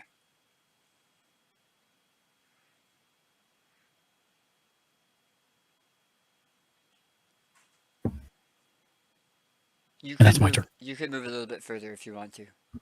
No, I don't. I don't want to actually. Okay. And actually, I might actually go. I'm sorry. I might actually go diagonal down to the right one and one down, so I'm near the catwalk when it falls, but not. when it falls. Okay. No problem. And Keck. I will spend half my movement to stand up. Wait, Shouldn't that be Prue? Yeah. Oh yeah, don't skip the So AI. here's the problem. I am using these cards, and they're great for keeping track of you guys, but I'll look, while I'm listening to Mark, I'm looking at Naomi's name, and then when Mark's done, I'm like, okay, that was that. Naomi. Prue. It's all you. I'm close enough for vicious mockery, right? 5, 10, 15, 20, 25. 25. It's within 30. Yeah, I think that's well in range because I usually most of these are ranges 60 on.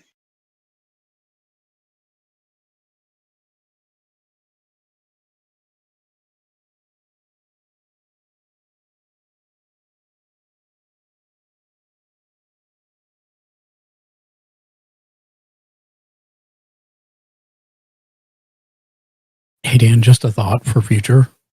Yeah. Are you capping the Yes. Discord screen right now? Am I capping it? Yeah. Like for that map, or is that map local on your? No, okay, so I was trying to figure it out earlier because I was having trouble going between screens. This is the actual web page that I have it on digitally. Oh, okay. Because I was going to say, if it's your Discord and you could put us down at the bottom too, that might be good. That's But one of the things I'm looking into, is how better to have you guys presented on the screen. Because right now I have it so that it's everything on my monitor over here whenever I choose to flip, so that I can more easily flip between images than you guys. But I'm trying to get it dialed in better. Because otherwise I'm on a map for 2 hours. Yeah. right. No, just a thought.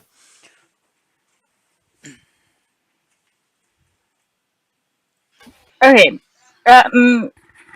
Demons speak Infernal, right? You would assume so? Abyssal. I don't know that. So I'm just gonna start spewing curses at it very angrily in an English it doesn't understand, nor does anyone else around understand, but it does feel very insulted. I hurt its feelings. Okay. I need to find out what my roll is again, because I'm losing everything.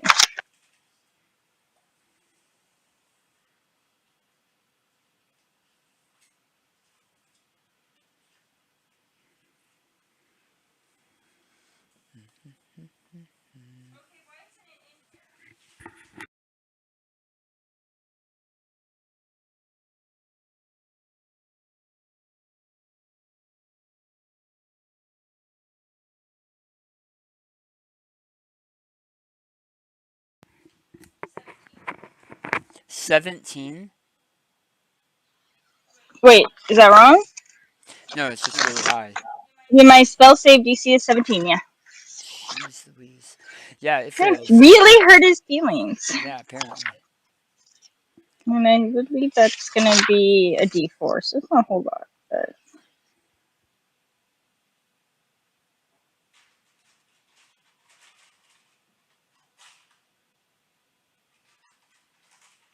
Yeah, I'm gonna have to list that. that's only 2 points of damage. Only 2 points of And damage. it's a wisdom saving throw. Yeah, it failed a lot by a lot. 2 points. Every point counts. Every point is sacred. Okay. Are you good, Nums? Yeah, that's all I really can do right now. Okay. So, unless you guys are willing to take shrapnel damage. Yes.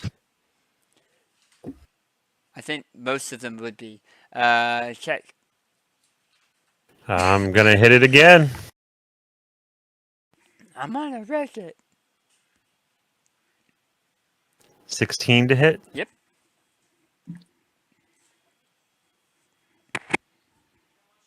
10 damage. Okay. And my little baby hand. Mm-hmm. 10 to hit. I know that Those doesn't are called hit. your mouth fingers, sir. It does not hit yet. I slap it. You guys can tell that it's hurting. It's angrily lashing out. Am I on mute? No. No. No. It's angrily lashing out at the metal around it and the wall around it as it's almost blindly flailing about. Its wounds are pouring this clear mixed with bloody dark black ooze that's again falling through the grating below you. And it smells awful. The whole creature smells awful, but now that it has so many of these open wounds, it smells even worse. And if you are done, Crow, I am. it's its turn. It's going to take a swing at either of you as it claws down from above. Apparently in a lot of pain. It doesn't even get close to striking at you. Like completely rolled under 10 with all bones. Oh yeah. And hits the grating again. The whole grated floor shakes, and it comes peeling away from the wall a little bit more. And it is Sunshine. Sunshine King Spirit. All right, first attack. It's 24 for 4 points of damage, Okay. and it's 17. Yep. For 8 points of damage. How do you want to do this? Oh,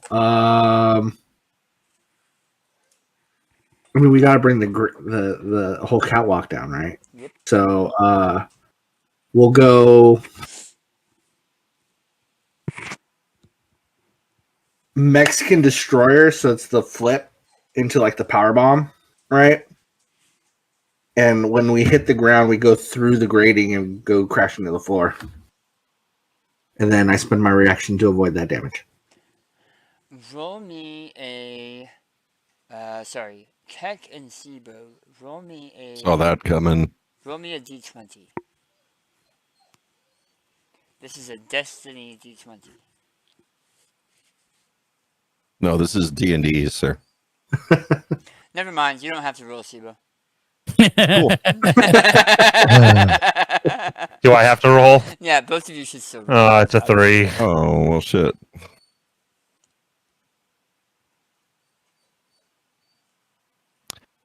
Natural 1. Goodness gracious. Okay. Both of you Yeah, everyone come. roll me at... Steve goes into the container that's suspended. Shut up, Mark. Guys, I want to see a goblin in a pot. Come on now. guys, as you collapse in the grating, the four squares directly underneath him collapse as well. You soften your fall and roll out of the way, so you have no problems. And a split second later, both Keck and Sibo, you feel like, wow, we made it. We're safe. And then the four squares under you also collapse.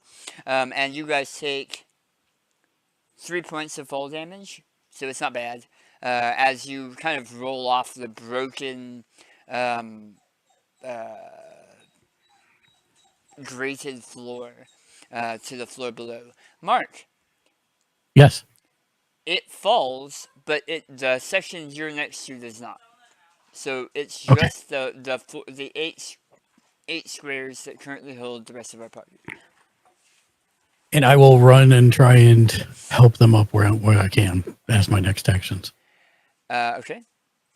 You run here, and unless people want to still kill something, we're out of combat. And the bubbling corpse of this demented demonic owlbear from the Shadow Veil is bubbling, and the flesh is kind of drying out as a husk as well as boiling. Again, the smells, even for you, Keck, the smells are not appetizing. This smells like poisoned meat. And before too long, it is a skeleton with dried meat, not jerky, but like dried, disgusting, green, diseased meat attached to the bones. If you were to hazard a guess, this looks like something that may have died in the desert and been left there for a while. The boy is still unconscious, Prue, and the entire building has this rank odor now, as it boiled and had no place to escape. So why don't we go ahead and take a 10-minute break? Mhm. So we'll be back a little after 8:30. Sounds Okay. good. So I'm gonna put it on that. If you go, there you go, and I'm gonna go ahead and deafen us for a little bit.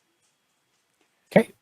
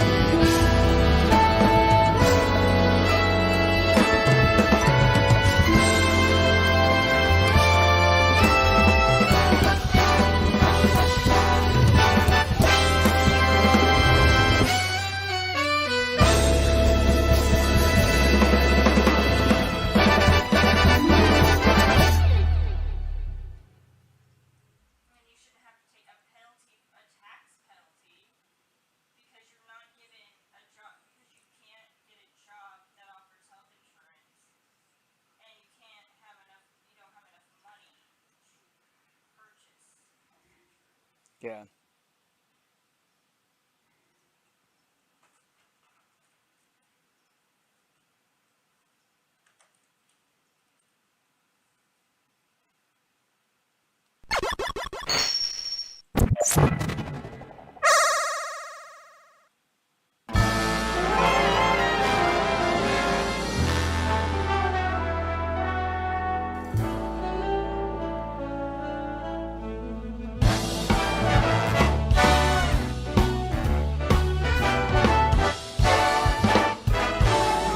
This was a triumph.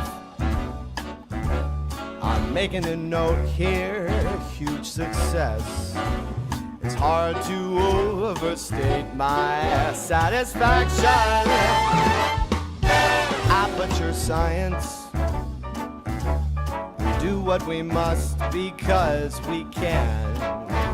For the good of all of us, except the ones who are dead. But there's no sense crying over every mistake. You just keep on trying till you run out of cake. And the science gets done and you make a neat gun for the people who are still alive.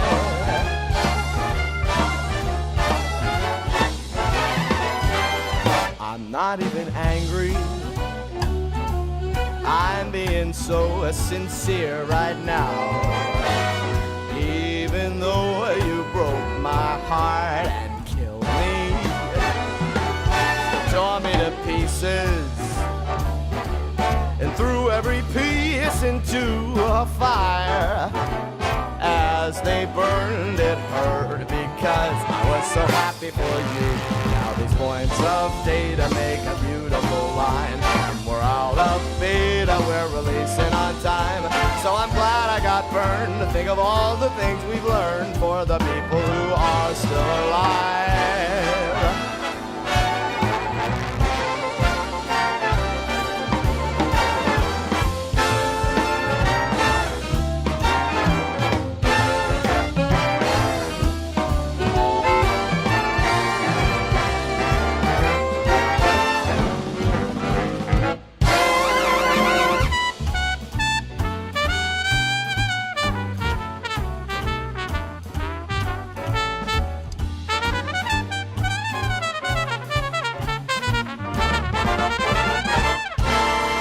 Look at me still talking when there's science to do. When I look out there, it makes me glad I'm not you. I've experiments to run, there's research to be done on the people who are still alive. And believe me, I am still alive.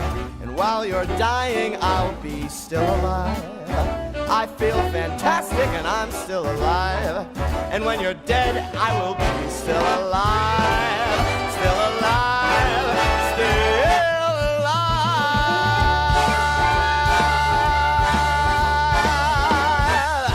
I'm still alive, baby.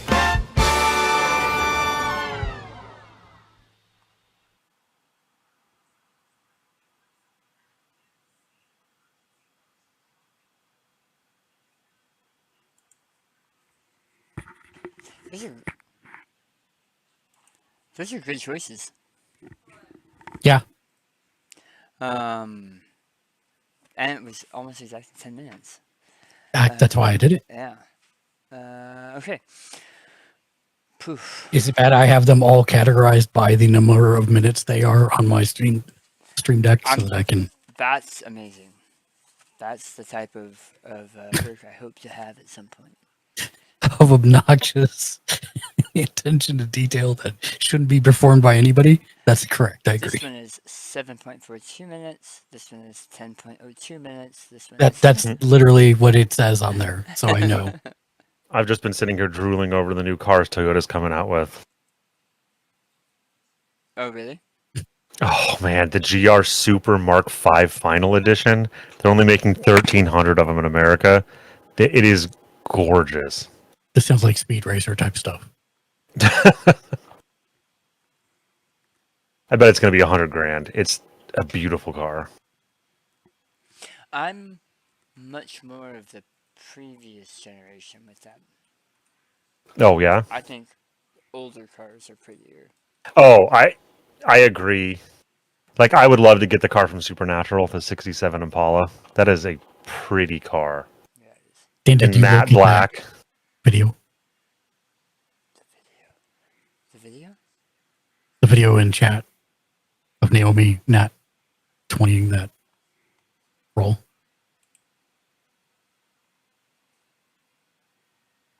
Oh, different chat. It's in the Discord chat for the call. Yeah.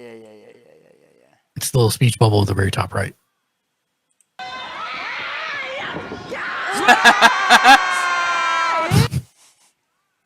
Thought you would enjoy that.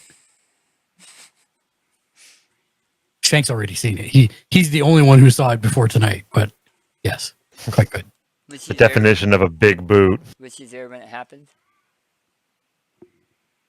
Yeah, no, he wasn't there when it happened.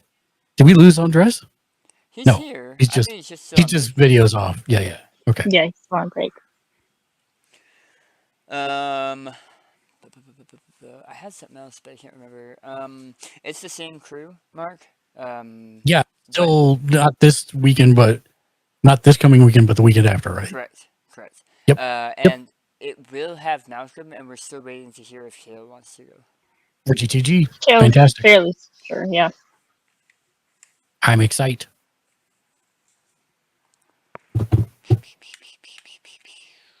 You can pick up your cards you left. Yay! I'll leave them there with a pair of swim trunks again. Shank, are you broadcasting from heaven? Did you die? Why do you ask? You're very blurred around the edges, like you're in somewhere beautiful that the camera is not. 1970s, 1980s studio shots. Yeah. Beauty shots. Can the stream hear me right now? Yes. Yes. Oh, all right. Well, then I won't answer honestly. I just have my blur filter set up.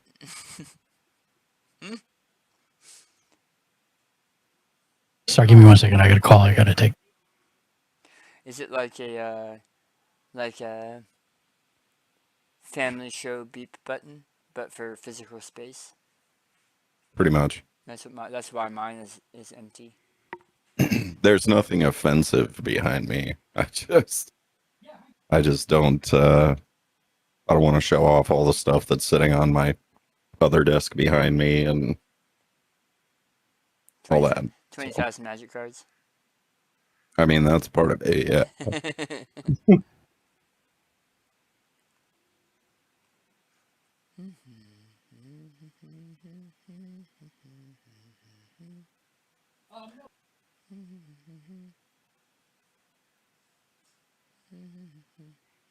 I got to see the extended art for the Edge of Eternity Commander for the pre-con that I ordered, and I'm pretty excited about it. Yeah? Yeah, it's the God, I can't remember it off the top of my head. Hang on. Okay, I'm back. Sorry. Some of the ships look awesome, but that's me. I'm a side guy. Yeah, you know, I really actually think like most of it's underpowered, but then there's like 1 to 3 cards that are like, what? I really enjoy Kilo. That's the one I was talking about, Dan. Kilo Apogee Mind. He's a Jeskai 3/3 robot artificer with haste. Whenever Kilo becomes tapped, proliferate. Yeah. I saw that one. Oh, nice. And then when you add that to the green enchantment one that I put up there previously, whenever a creature gets a 1 or more +1/+1 counters, draw that many cards once per turn. That is gross. Yeah. It's part of the new sci-fi set that they have coming, Andres. Yeah, it launches at the end of this month, which is not enough time between sets for anyone in their pocketbooks. That's not even. I mean, that's not even- the Go ahead. sets are just releasing faster and faster at this point. My frustration is that this isn't in the main canon. That's the part that frustrates me. As a story person, that's what frustrates me. I think it is in the main canon. I just don't think that they're linking it to the main canon now. Well, sure. Eventually they will, but that's what I'm saying, right? They're Yeah. producing it without any attachment to anything. It's not Universe Beyond, and it's not other. I'm waiting for the Star Trek or Star Wars Universe Beyond or Secret Lair that ties to this set, but we'll see what happens. Yeah. Okay, you guys are standing in the ironworks with a unconscious child, not injured, but unconscious child. What would you like to do?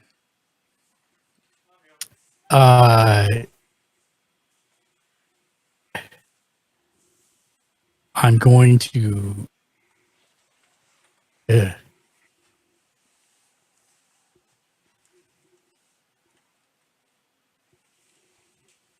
Personally, I would like to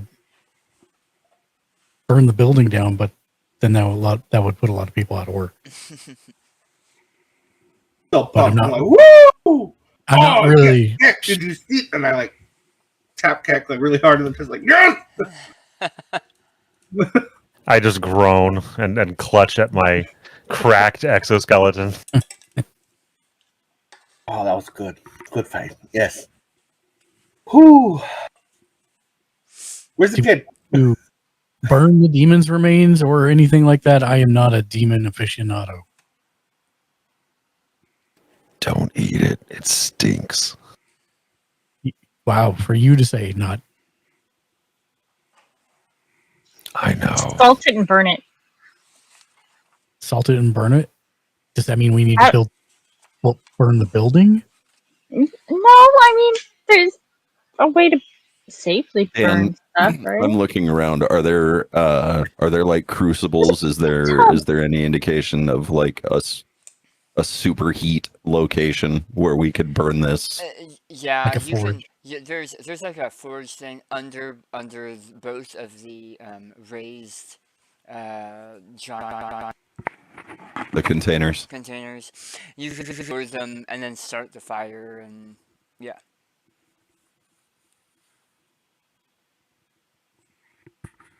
Oh, that was weird. Yeah, We I guess could that's- could burn its remains, but touching it may be a problem. Yeah, I was gonna say, are there like brooms or squeegees, giant squeegees? You Whatever. go back and check the offices in the back. They're filthy. They've got litter strewn everywhere, paperwork from years gone past. There's also furniture that you could break up and use as kindling, and a couple heavy-duty brooms. Sure. So does this place look like it's not been used in years? Kind of. It's hard to tell because this type of work is pretty messy anyway, but everything has a layer of filth on it that would either lead you to believe it's been used or hasn't. Okay, so I'm not gonna push anyone in any direction, but if we get out of here and the place sets on fire, it could have been the demon. I'm inclined to actually agree with Prudence for once. I don't think we should burn down their buildings. I'm not saying we should I'm just gonna intentionally burn it scoop up down. the remains and just walk up the cauldron and then dump them in there. As all of you are not sure what to do with it, Sunshine King Spirit just walks over and picks up parts of the demon because it's in parts. Parts of the demon's body. Give me a Constitution saving throw. No, I'm good at these. Don't worry. Oh no. Okay, so while it's in there, can someone else set it on fire? It's contained. It's just when it's gone. Yeah, but he's only grabbed like one part of the 55,000 pieces that we would need to collect and put in there. I will help him, but Pushing. I'm going to use my shield like a platter and scoop and throw. But I'm gonna make this easy just because The child's gonna be gone. I'm outside. putting the child in the fire. No, outside. We are taking it outside so it doesn't watch the demon. The child's get scooped. gonna be gone. 19 on the con save. Okay, you're fine. I'm gonna say Sibo lowers the drum down so that you guys can just carry it over and throw it in versus having to climb up, figure out all of the logistics there. And it's pretty quick work. Naomi, out in the sun, you can see that the clammy, cold flesh of the kid in your arms begins to warm up a little bit, and he starts to stir. Not wake up, but he is moving, at least a little bit. And then he Yeah, bursts like into flame. sunshine is good for you. I mean, not that sunshine, but real sunshine. Not that sunshine. He saved his life. He did. He did. He Superman threw him off a building and then made sure he landed okay. Yeah, that's fair. You guys get the fire lights very well, almost as if the bones themselves and the material were flammable. And you watch as the flames pass through several different color spectrums before essentially becoming ash in the bottom of one of the forges, one of the crucibles. I will take out my salt, and then I will salt the ashes. Okay. You well salt the ashes. I'm gonna walk out and look at the I never boy. thought I'd be more grateful for a chef having salt. So I'm gonna scoop up the ash and salt Okay. because I want to take it to like a holy place to have it like that's where we're gonna spread it. Okay. Desecrate a holy place. That's not a bad idea. We'll use the magic of that holy place to like contain. You say potato. I say desecrate a holy place. It's not good. All right. You collect the ashes. I think that's a noble effort, and it takes you a little bit because they don't really have great ways to do that. But you're able to collect all the ashes. Keck, you said you were looking at the boy outside. Yeah, is he unconscious still? He's asleep. Okay. So he I went from being in a coma to being asleep. I think I had 2 of the healing potions, right? Right. Okay. Correct. I'm going to use one of my little talons, like finger claw things, Uh-huh. and I'm going to scratch a line through one of the runes on the collar on his neck of the scars, essentially marring the Yeah, I had thought to do that also, but I didn't want runes, and then I'm going to give him a healing potion so that he heals, but the rune essentially now has been broken. Nice. And when I see you do that, I'm going to pull out a couple of my knives and repeat the process. And I will give him my other healing potion.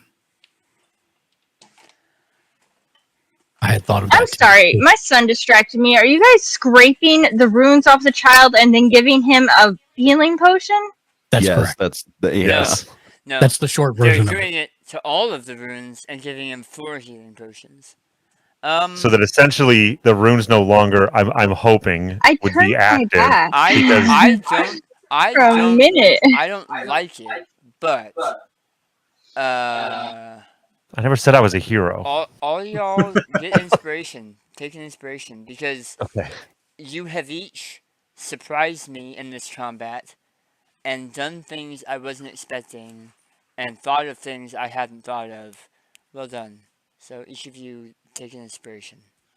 You It's better than killing I was him. just trying to blow shit up. Like I don't know.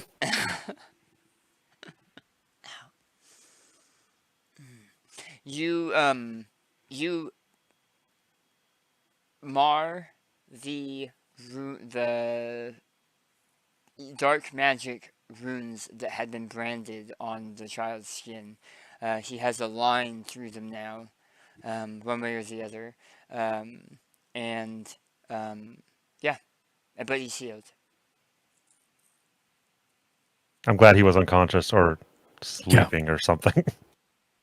I was afraid I'd have I to. didn't want to do that while he was awake. I was afraid I'd have to use the frying pan first, and then Don't worry, you'll be right back. That's right. It's okay, just let it happen. Okay. Beating him over the head. All right. Better than eating the scar off. What are you guys? This hurts me. It hurts you. What are you guys doing? I'm going to pick the boy up This place? and start walking back Yeah. to his mother's house. Cool. That is I'm correct. gonna take the ashes to that wrestling ring. Okay. The wrestling ring wasn't at its. Well, maybe it's your church. That's my church. Are you gonna DDT the urn or something? No, we have to spread the ashes underneath the ring, and then we have to have a match on top of it to consecrate the ground. As long as it's finished with a coffin drop, you should be fine. No, Darby Allin's not on this plane of existence currently. The ring is a sacred place, but we need to get the attention of the gods by performing the right rituals, which is combat. All right, you make your way to, which is ironically right across the street, but you guys make your way to the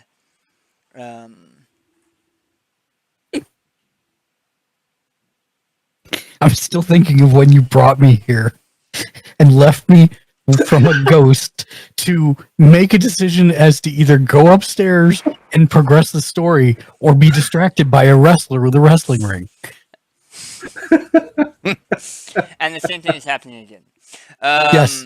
You make your way to the Vicinidad, to Doña Rosa's Vicinidad with the child, and across the street, I'm assuming New and Sunshine are performing the rites for what you're looking at. That's all Sunshine. Not New doesn't know anything about wrestling. Right, but I didn't know if you were heading over to learn. No. I'm going to return the child. Okay. So you go there to the wrestling match, and we'll handle that first because it's that piece. While you guys, is everyone else going to the Vicinidad? Yeah, I'm carrying the kid. Right. I'm gonna go with Sunshine out of morbid fascination. Because you've never seen an exorcism like this. No. On the ground, I saw a great many things get put through an exorcism, but never under a wrestling ring. As you guys make your way back here, you notice that there was still a party, and there's still several parties, but there's no parade. So people that had been in the parade have set their giant paper mache puppets up against walls, and there's still music going on and drinking and eating, but it looks like everybody who had been dancing and stuff in the parade has split off into these small front yards and areas in front of apartment buildings and that kind of stuff where they're having these big kind of lavish parties. Still spirits or no? Yes, still spirits, Okay. still skeletons, animated skeletons, and their families or friends. The wrestling mat is almost empty. The wrestlers, the fans, they've all went to other parties or other matches maybe. You see the moose is sweeping the mat as you both walk up. He has a push broom, and you can see a bucket, a small bucket with a cloth draped over the side, so that he's probably gonna mop down the mat next. And he's whistling. He is a 7-foot tall, beefy skeleton with a wrestling mask on, whistling. Moose. That is one hell of a neat trick. Oh, hello. I need your help. I challenge you, Moose and Squirrel. Sorry. God damn I it, need your Mark. help banishing this evil spirit, and only here in this sacred ring can we do that. But I need your help. He gives you a look that makes you feel like he's raising an eyebrow. And he says, I'm not sure I understand. But you do understand the sacredness of this ring. Yes, of course. Then it is a sacred place, and we need to call the attention of the gods here in order for this ritual to succeed. What is this poor soul that has been put into ashes in this way? These are the ashes of a demon that was attached to a child that we believe was the cause of the surrender. He walks to the edge of the mat and spits off the edge of the mat to the ground, and you hear something disturb the dirt on the ground where he spat, but you didn't see anything intervene in the intervening space, and says, "Then you have done all of us here great service. What do you need from me?" You feel you have one more match in you? Like, and he pats his stomach, and there's no stomach there, but you hear almost like an echo, like a barrel echo. mm-hmm. Is your friend going to take part? And he points to you, Sibo. Good is a wrestling match if there's no audience. I am merely here for... Well, just I will be the spectator. It is not a ritual I am familiar enough with to carry out effectively. At this point, I'm just bullshitting. Wouldn't this be the one and only time you could actually say morbid curiosity and it would apply?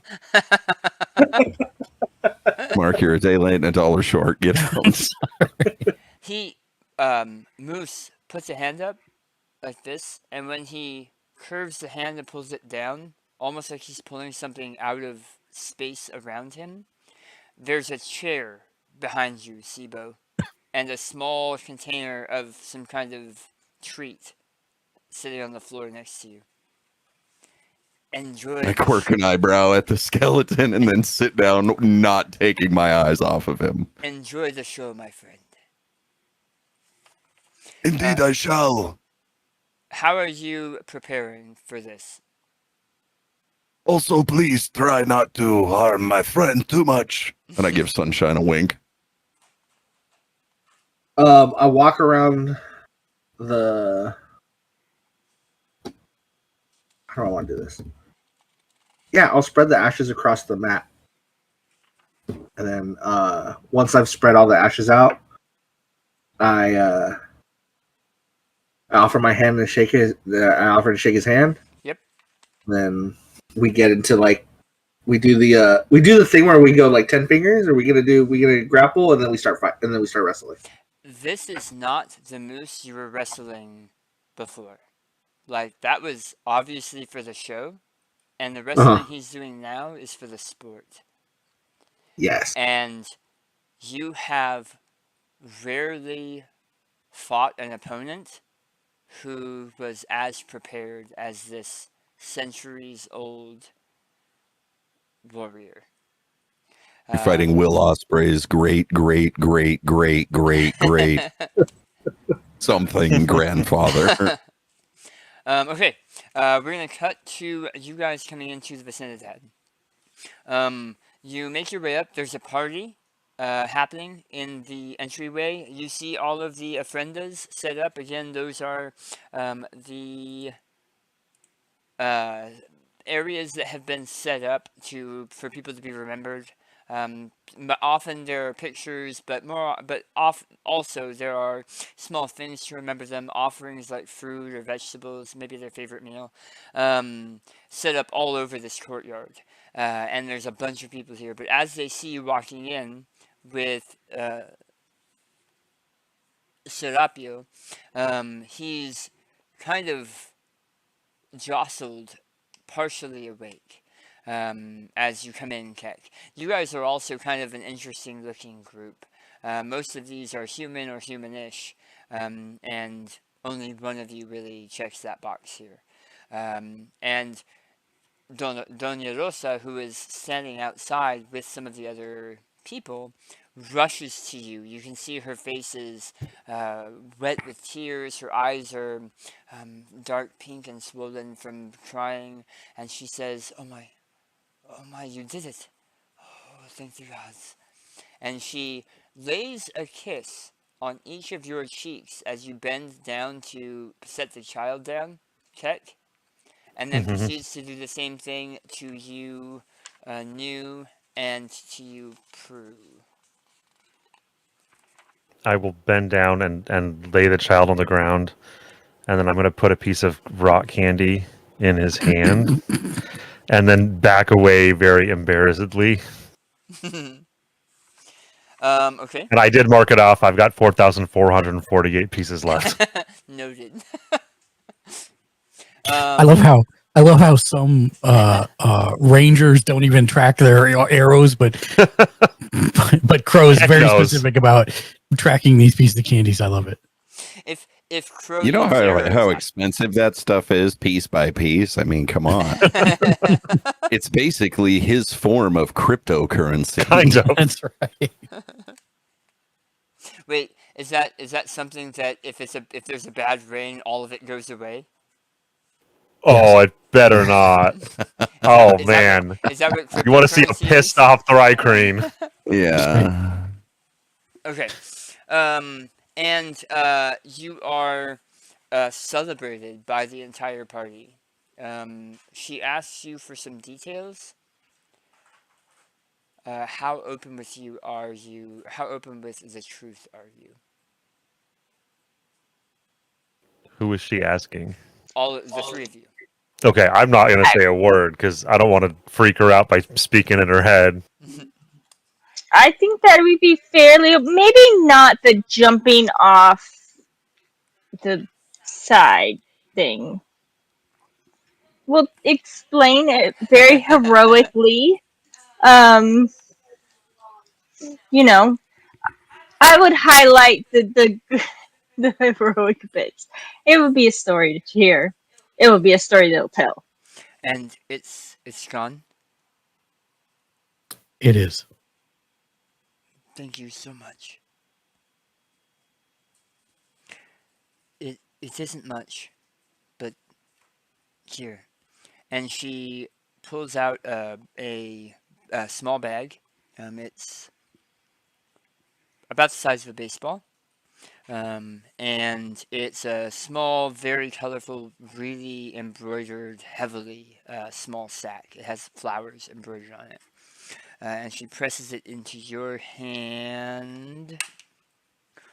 Prue. And it was never seen again. It's are you opening it to look at it? Yes. It's a handful of coins, Sunset Lawn coins. I'll get into the amounts later, but it looks. Oh like, yeah, I'll make sure everybody gets some. Yeah. And thank you very it much. looks like she probably took up a collection from her neighbors. I'll look over at you and be like, "We're leaving this here, right?"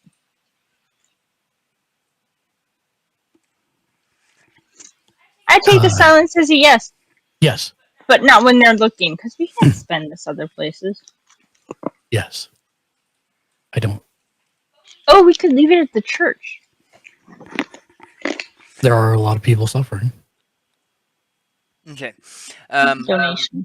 As you're wrestling Sunshine, you notice that Sibo's not the only person watching anymore.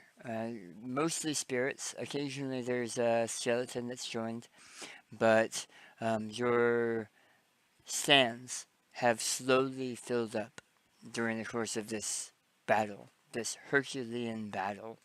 They're cheering at all the right moments. They're gasping at all the right moments. I'm standing on the side of the ring, or like standing on my chair now, so that I can see a little more clearly. And I'm like, Team Tequila Sunrise, Team Tequila Sunrise, Team Tequila Sunrise. Like losing my mind on top of this chair. The snack you were provided is not popcorn. Popcorn. It is not popcorn. It is the memory of popcorn. So The most delicious popcorn I've ever put between my tiny little jagged goblin teeth. Yeah, as you eat it, you have emotions run through you that are mostly joy, but essentially people that remember eating popcorn at big events like this, or anytime you're getting together with people, like you're feeling almost content and connected to the people around you in a way that would be hard for you to explain. Does he have the memory of it getting stuck between his teeth, but he can't get it out because it was just a memory? No, because it's only the good memories. Oh, okay. It's literally an entire bucket of popcorn with refills that not You're muted. once gets stuck between my teeth. Literally the most incredible bucket of popcorn ever popped. And the worst part of all is there's a good chance that whoever gave you that memory no longer has it. Yep. And my favorite part, no extra carbs. No extra carbs. You're a You're goblin. not muted. I unplugged my headphones. You're a goblin watching his figure. Andres, Have to watch my girlish figure. roll me 3 d20s, please. Me? No, sorry, Andres. Oh. It's an 8, a 1, and a 16. Okay. You about 15 minutes in realize you're not going to win this fight. Oh, I didn't want to win it. Yeah. So how do you finish this fight? So Letting Naomi On roll, his back, roll looking persuasion. at the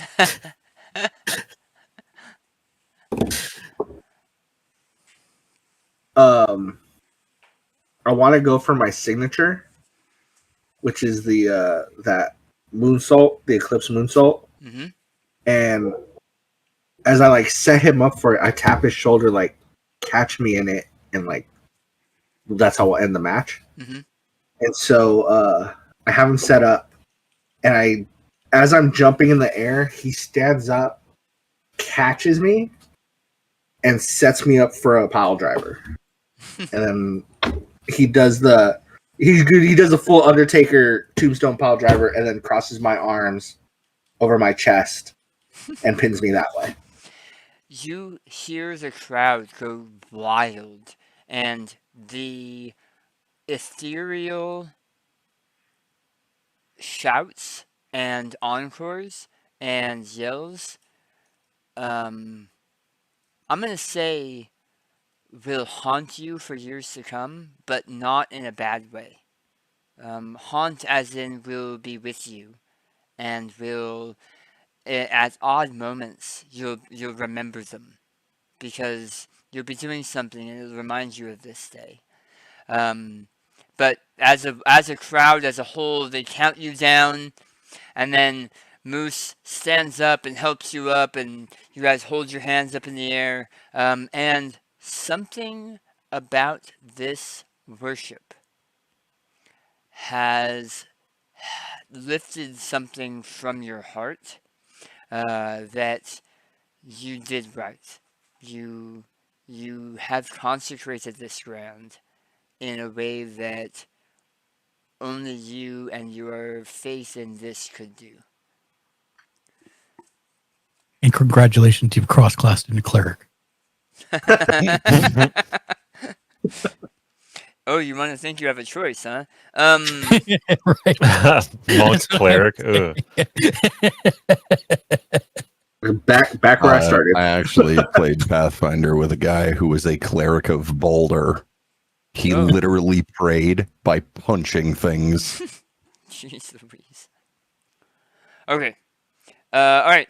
So as you guys collect back together, there is still a party in the courtyard, and you make your way back over after your completed Sunshine and Sibo, after you've shaken hands and shared some time with your fans.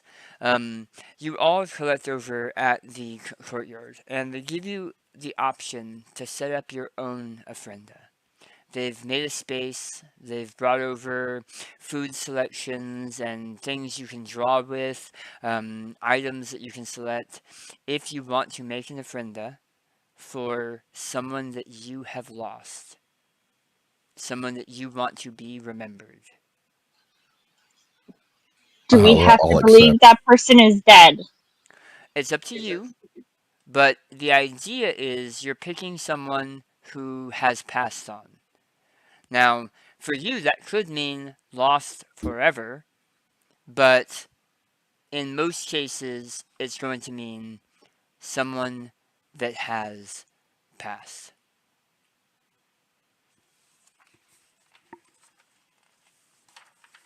I'll accept it. Yeah, yeah.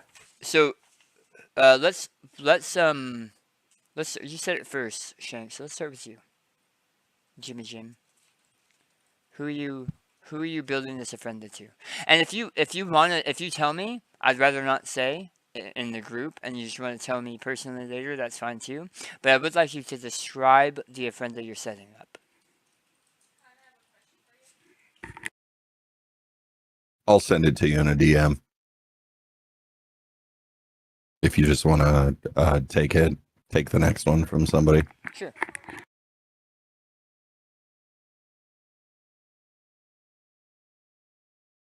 Yeah, I'll go next. So I make a small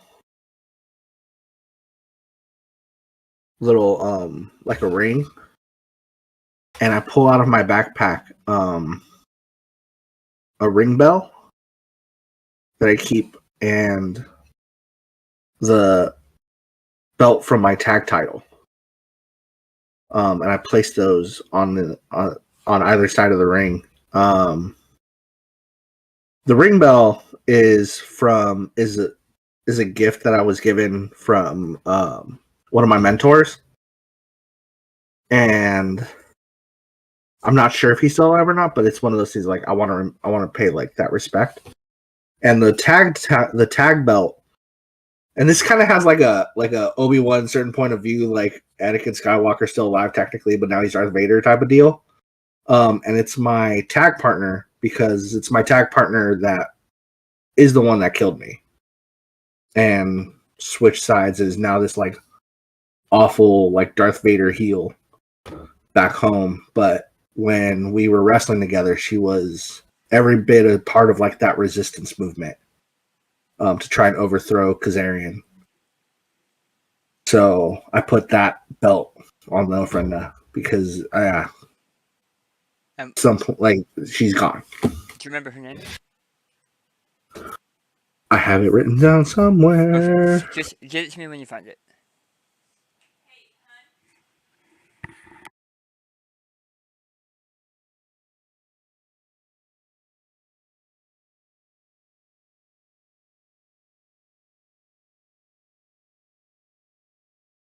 Her name's Omega Vortex. It's very on the nose. What was that? One more time. Omega Vortex. Okay. Okay. Okay. Look, when we do my backstory thing, it's gonna be very much this level of insanity. Yeah, I have plans. I have plans for that. We'll definitely get to it. Mark. Can you come back to me? Okay. Naomi. Oh, if you're good, Crow. Yeah, I'm gonna go over between some of those altar things, Okay. and I'm gonna use my clawed hand to poke 6 holes in the dirt, and I'm gonna drool like my mouth goo out of my finger hand's mouth into the holes, and then kick dirt over the top of them. Okay. And it's for Kisk, Kursk, and Hist, who I think probably died in the escape pod, and for Una, Silas, and Karuk, because we've never seen them come back. Okay. For the record, is that a way that your hive remembers? Or is That's that... what I would think, because we're used to living like under the ground. Yep. And so it's just kind of, there's not a lot of ceremony to it. It's just I've put part of myself in the dirt and covered it up.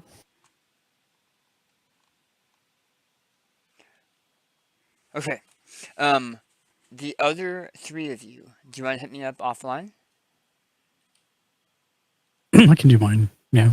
I can do mine after whatever. Okay. So I'll do they have like statues or like nondescript statues, or how does that work? So they have essentially like art supplies, nicer art supplies, but they have the areas they have set up are look just like this, but are empty. And so they have candles and stuff for you guys to set up what you would like to set up. Okay, so I would end up doing candles, and then I would do 2 stone figures, one taller, one smaller, and a piece of wood from one of the ships that I had sailed on that sank Yep. from an explosion at sea. hmm And the tall one represents the blonde elf ranger, and the smaller one is the dark-haired dwarf cleric that saved us. We never found their bodies. hmm We didn't know their names. Okay. Yeah, Dan, I'm probably gonna just RP mine here whenever you get back around to me. Okay. That's it for me. All right. Naomi? So I pull out of my bag all our little straw dolls. The ones we got, because was Rondi with us for that one, right? Mm-hmm. Yep. Okay. So I'm going to. Okay. I know for a fact I'm going to put a Rondi's little doll on there, and I'm going to write down all of the aliases I know of his, which will be a long list because I went through his stuff. Well, and you guys were hanging out together for months and months.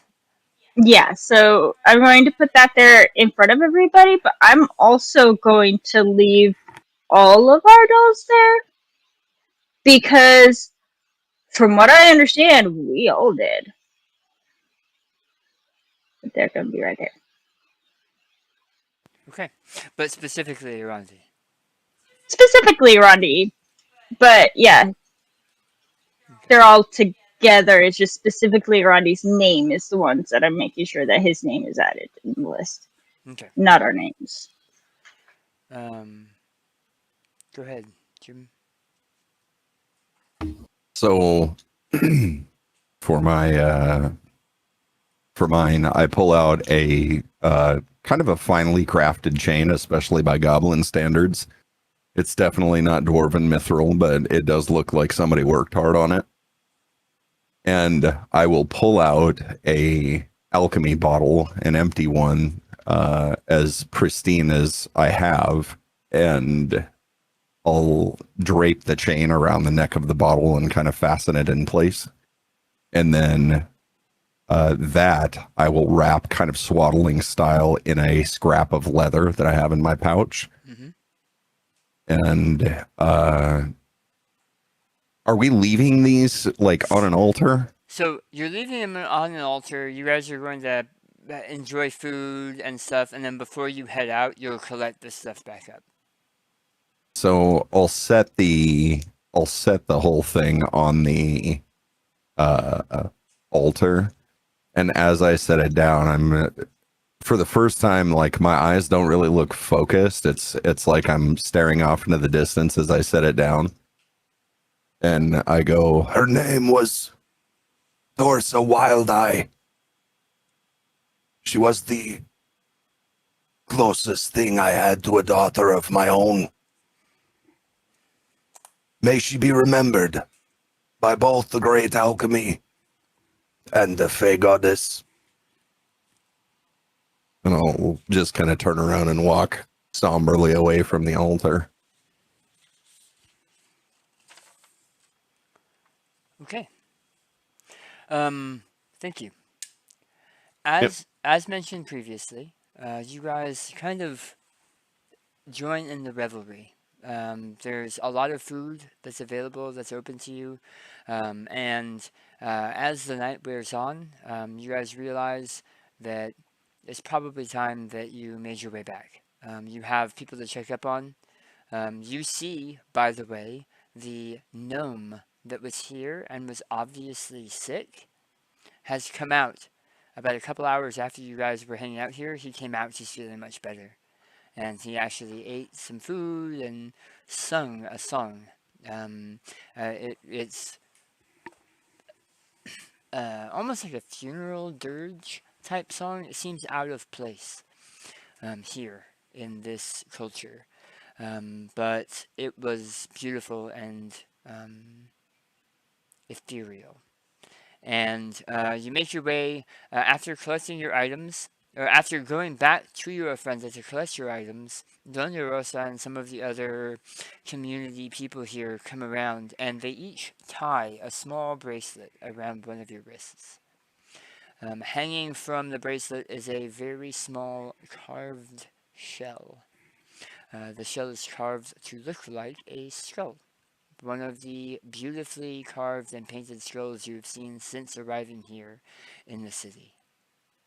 And they say, thank you again for everything that you've done. And thank you for making your own remembrances. These will allow you, once, to contact those you want to remember. And they walk off and say their goodbyes, and Dona Rosa goes up with Serapio, who thank you all again, and they go up to their vicinidad, to their apartment to sleep, or whatever. Bathe, probably, because he's still covered. He put on clothes, but he didn't take a bath or whatever. He wanted to hang out and live. So you make your way back. It takes a little while, but you make your way back across the desert to Marsupul, where you see that here they are also celebrating a Day of Remembrance. It is nothing like back in the main village or main town of Sunset Lawn. Here it is more somber. They have paintings on the walls of flowers, and they have decorations, but you can see that while Sunset Lawn had a lot of paper decorations and things that were probably produced en masse in the city and put up by the city, here it's a lot more of a personal touch. These decorations are decorations they probably pull out every year from storage. There's a lot more cloth, a lot more hanging curtains, where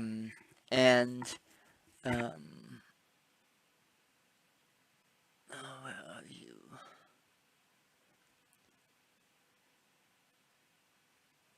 Is it Rufina?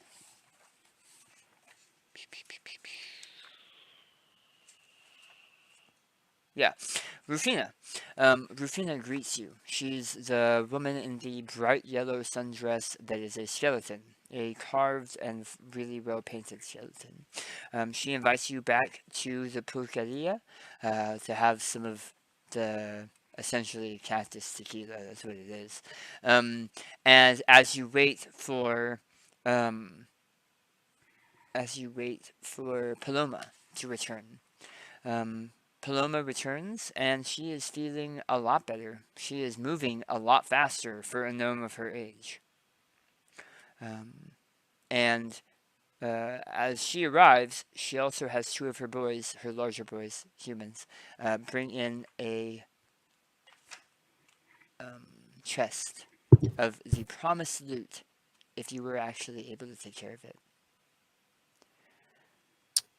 And you did leave that money As a church, yeah. Good deal. So you're currently in the pulqueria with Paloma, some of her gang, and Rufina, drinking some cactus tequila and having some. Where the food in Sunset Lawn was over the top, here again it's more of a celebratory but family tradition food? I will attempt to barter with Rafina or buy a bottle of the cactus tequila. She shakes her head and hands you a bottle from underneath the counter. I still what I mean, I'll put a gold behind her counter anyways. All right. Yeah, it's a different type of party here, but it's still celebration. The people who were sick, they are no longer sick, and it seems that in the time it took you guys to make your way back to and through Sunset Lawn and all of this, nobody from here had passed on. There had Good. been over 20 that had passed on in the last couple months, and that stopped when you guys put a stop to it. She doesn't ask for details. She doesn't ask for where you found or who you found, just that you found them. And she gives Paloma gives Keck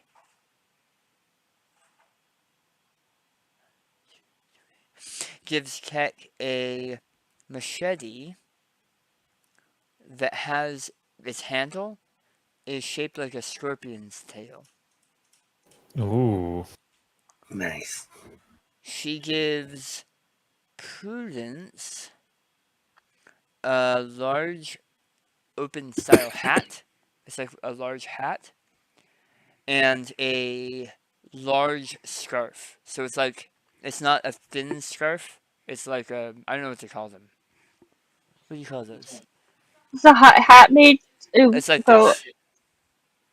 It's not Oh, a shamag. yeah. It's just a hat fit over my horns. It has holes. Ah, perfect.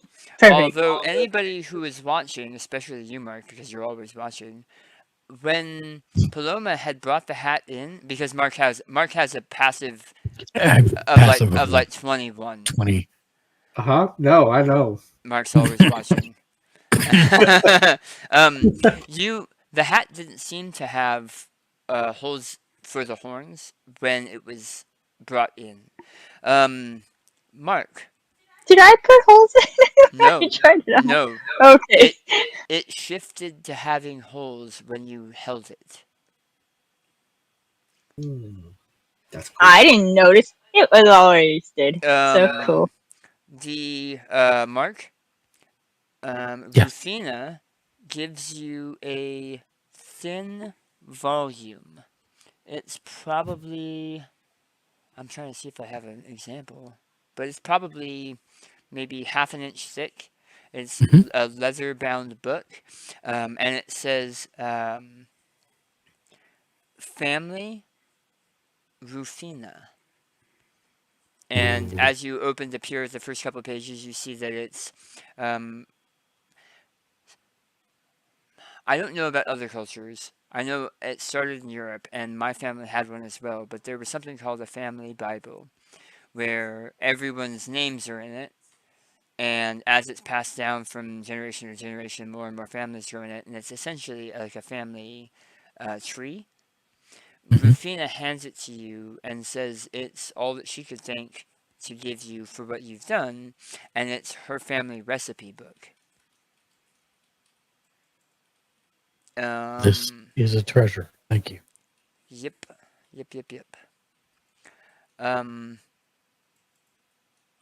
Sibo. I didn't do it.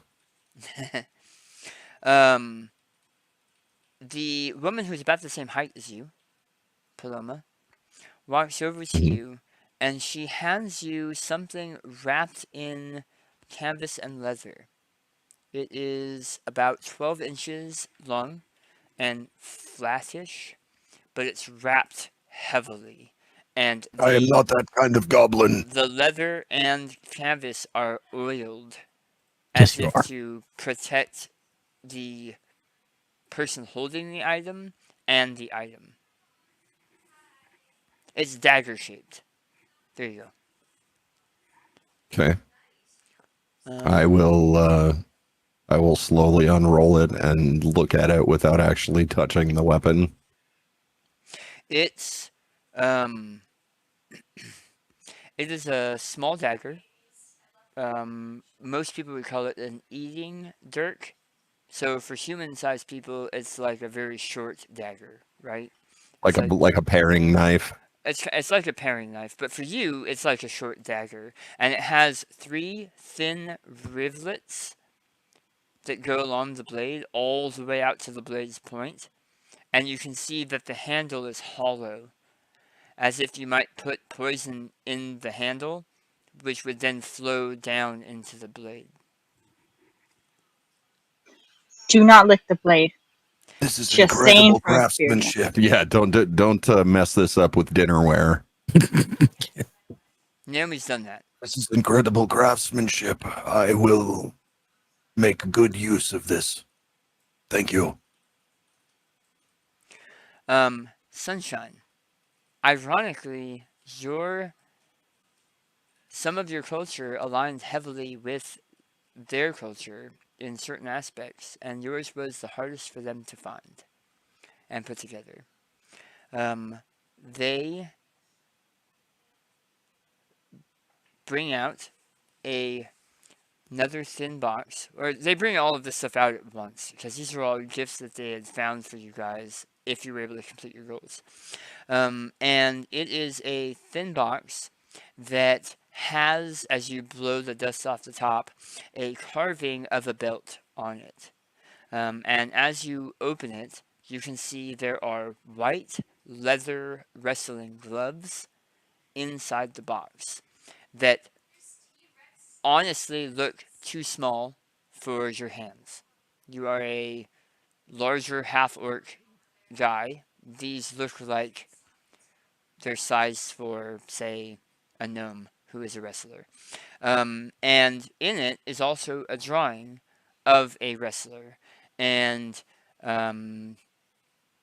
me an insight check, please. This is a get out of jail free card, right? Because if the gloves don't fit, You must have quit. must Yeah. quit. Yeah. Oh my god. That's how we know we're old. Yeah. You said insight? Yeah. 14 plus. He's out of prison 4, now. You're screwed. 18. He's far beyond out of prison. You don't recognize the man in the drawing, the gnome in the drawing, but he is wearing the same similar costume to a wrestler you've wrestled recently, Mouse. And the gnome in the drawing, you can see a resemblance to Paloma herself. Maybe father or uncle, but there's definitely some shared features there. And she says, anyone who got in his grip, they had such a hard time getting out. It wasn't that difficult, actually. She laughs and says, I wondered if you would have met him. And then I thank her for, like, this is such a beautiful gift. Thank you. And having wrestled the owner of these gloves, thank you so much. Of course. Now, what's all with the somber? Bring on the music. And the one thing you guys... What did I'm missing one, and I'm not sure who. There was a machete with a scorpion handle. Yep. There was the hat and large scarf. Oh, the hat. That's right. Thank you. Yep. Prudence hat.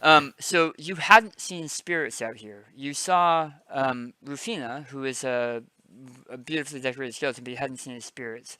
The spirits, now that it's dark, they come in the room and they have ghostly instruments that they're playing. The music is high tempo, high beat, and low tempo, low beat. It goes back and forth, but it's a lot more quiet. It's almost like if it was played several houses down and it's on the edge of hearing. And these ghosts, you can see why you hadn't seen them before. You were kind of here mostly during the day, and these spirits are so translucent, you may not have seen them even if they were here. The night passes well, and you're all given accommodations in the town. You sleep well, and when you wake up, you start that travel back to the Radiant Citadel. The small taxi-like gemstone you walk up to, you get inside, it lifts you up, and the screens around you go dark, just as normal, and you start making that transition. It vibrates a little bit as you pass through the dimensional barriers and start heading to the Radiant Citadel in the distance. This time is different, though. You've been on this ride a lot. Whether it was back to the original night market, or the several trips you guys have made to the other different civilizations. While you're approaching the Radiant Citadel, it begins to shake. The ride that you're in begins to shake heavily, knocking you about. There aren't seatbelts, so you're doing your best to hold on to where you are. And it's almost as if you're a bead on a string. The one place being Sunset Lawn, the other place being the Radiant Citadel, and that bead is moving to the Radiant Citadel, and then a string is cut. So you're almost free falling to the Radiant Citadel. It crashes into something because you have no open screens, and you are laying on your side. All of you are kind of amassed all over each other as this vehicle that has been perfectly safe the entire time is laying on its side, hopefully on the distal surrounding the Radiant Citadel. You hit the emergency buttons, you slap at the doors, it opens, and from 0 sound to 1,000 decibels of noise, you hear a cacophony of emergency. Screams, the sounds of something like reality being torn apart. You peek out and look around, and you can see people running all over the place. There are giant crystalline veins, purple and amber in color, breaking through the surface of the distal and striking up against the Radiant Citadel. The Citadel itself is flashing red. There are those dawn incarnates, the creatures made of gemstones are flying all over. People are running and screaming all over. Strange beings, some with 2 legs, some with 4 legs, some with 6, made of that same crystalline, vine-like material that are breaking through the surface, are running around attacking people. And that's where we're going to end tonight.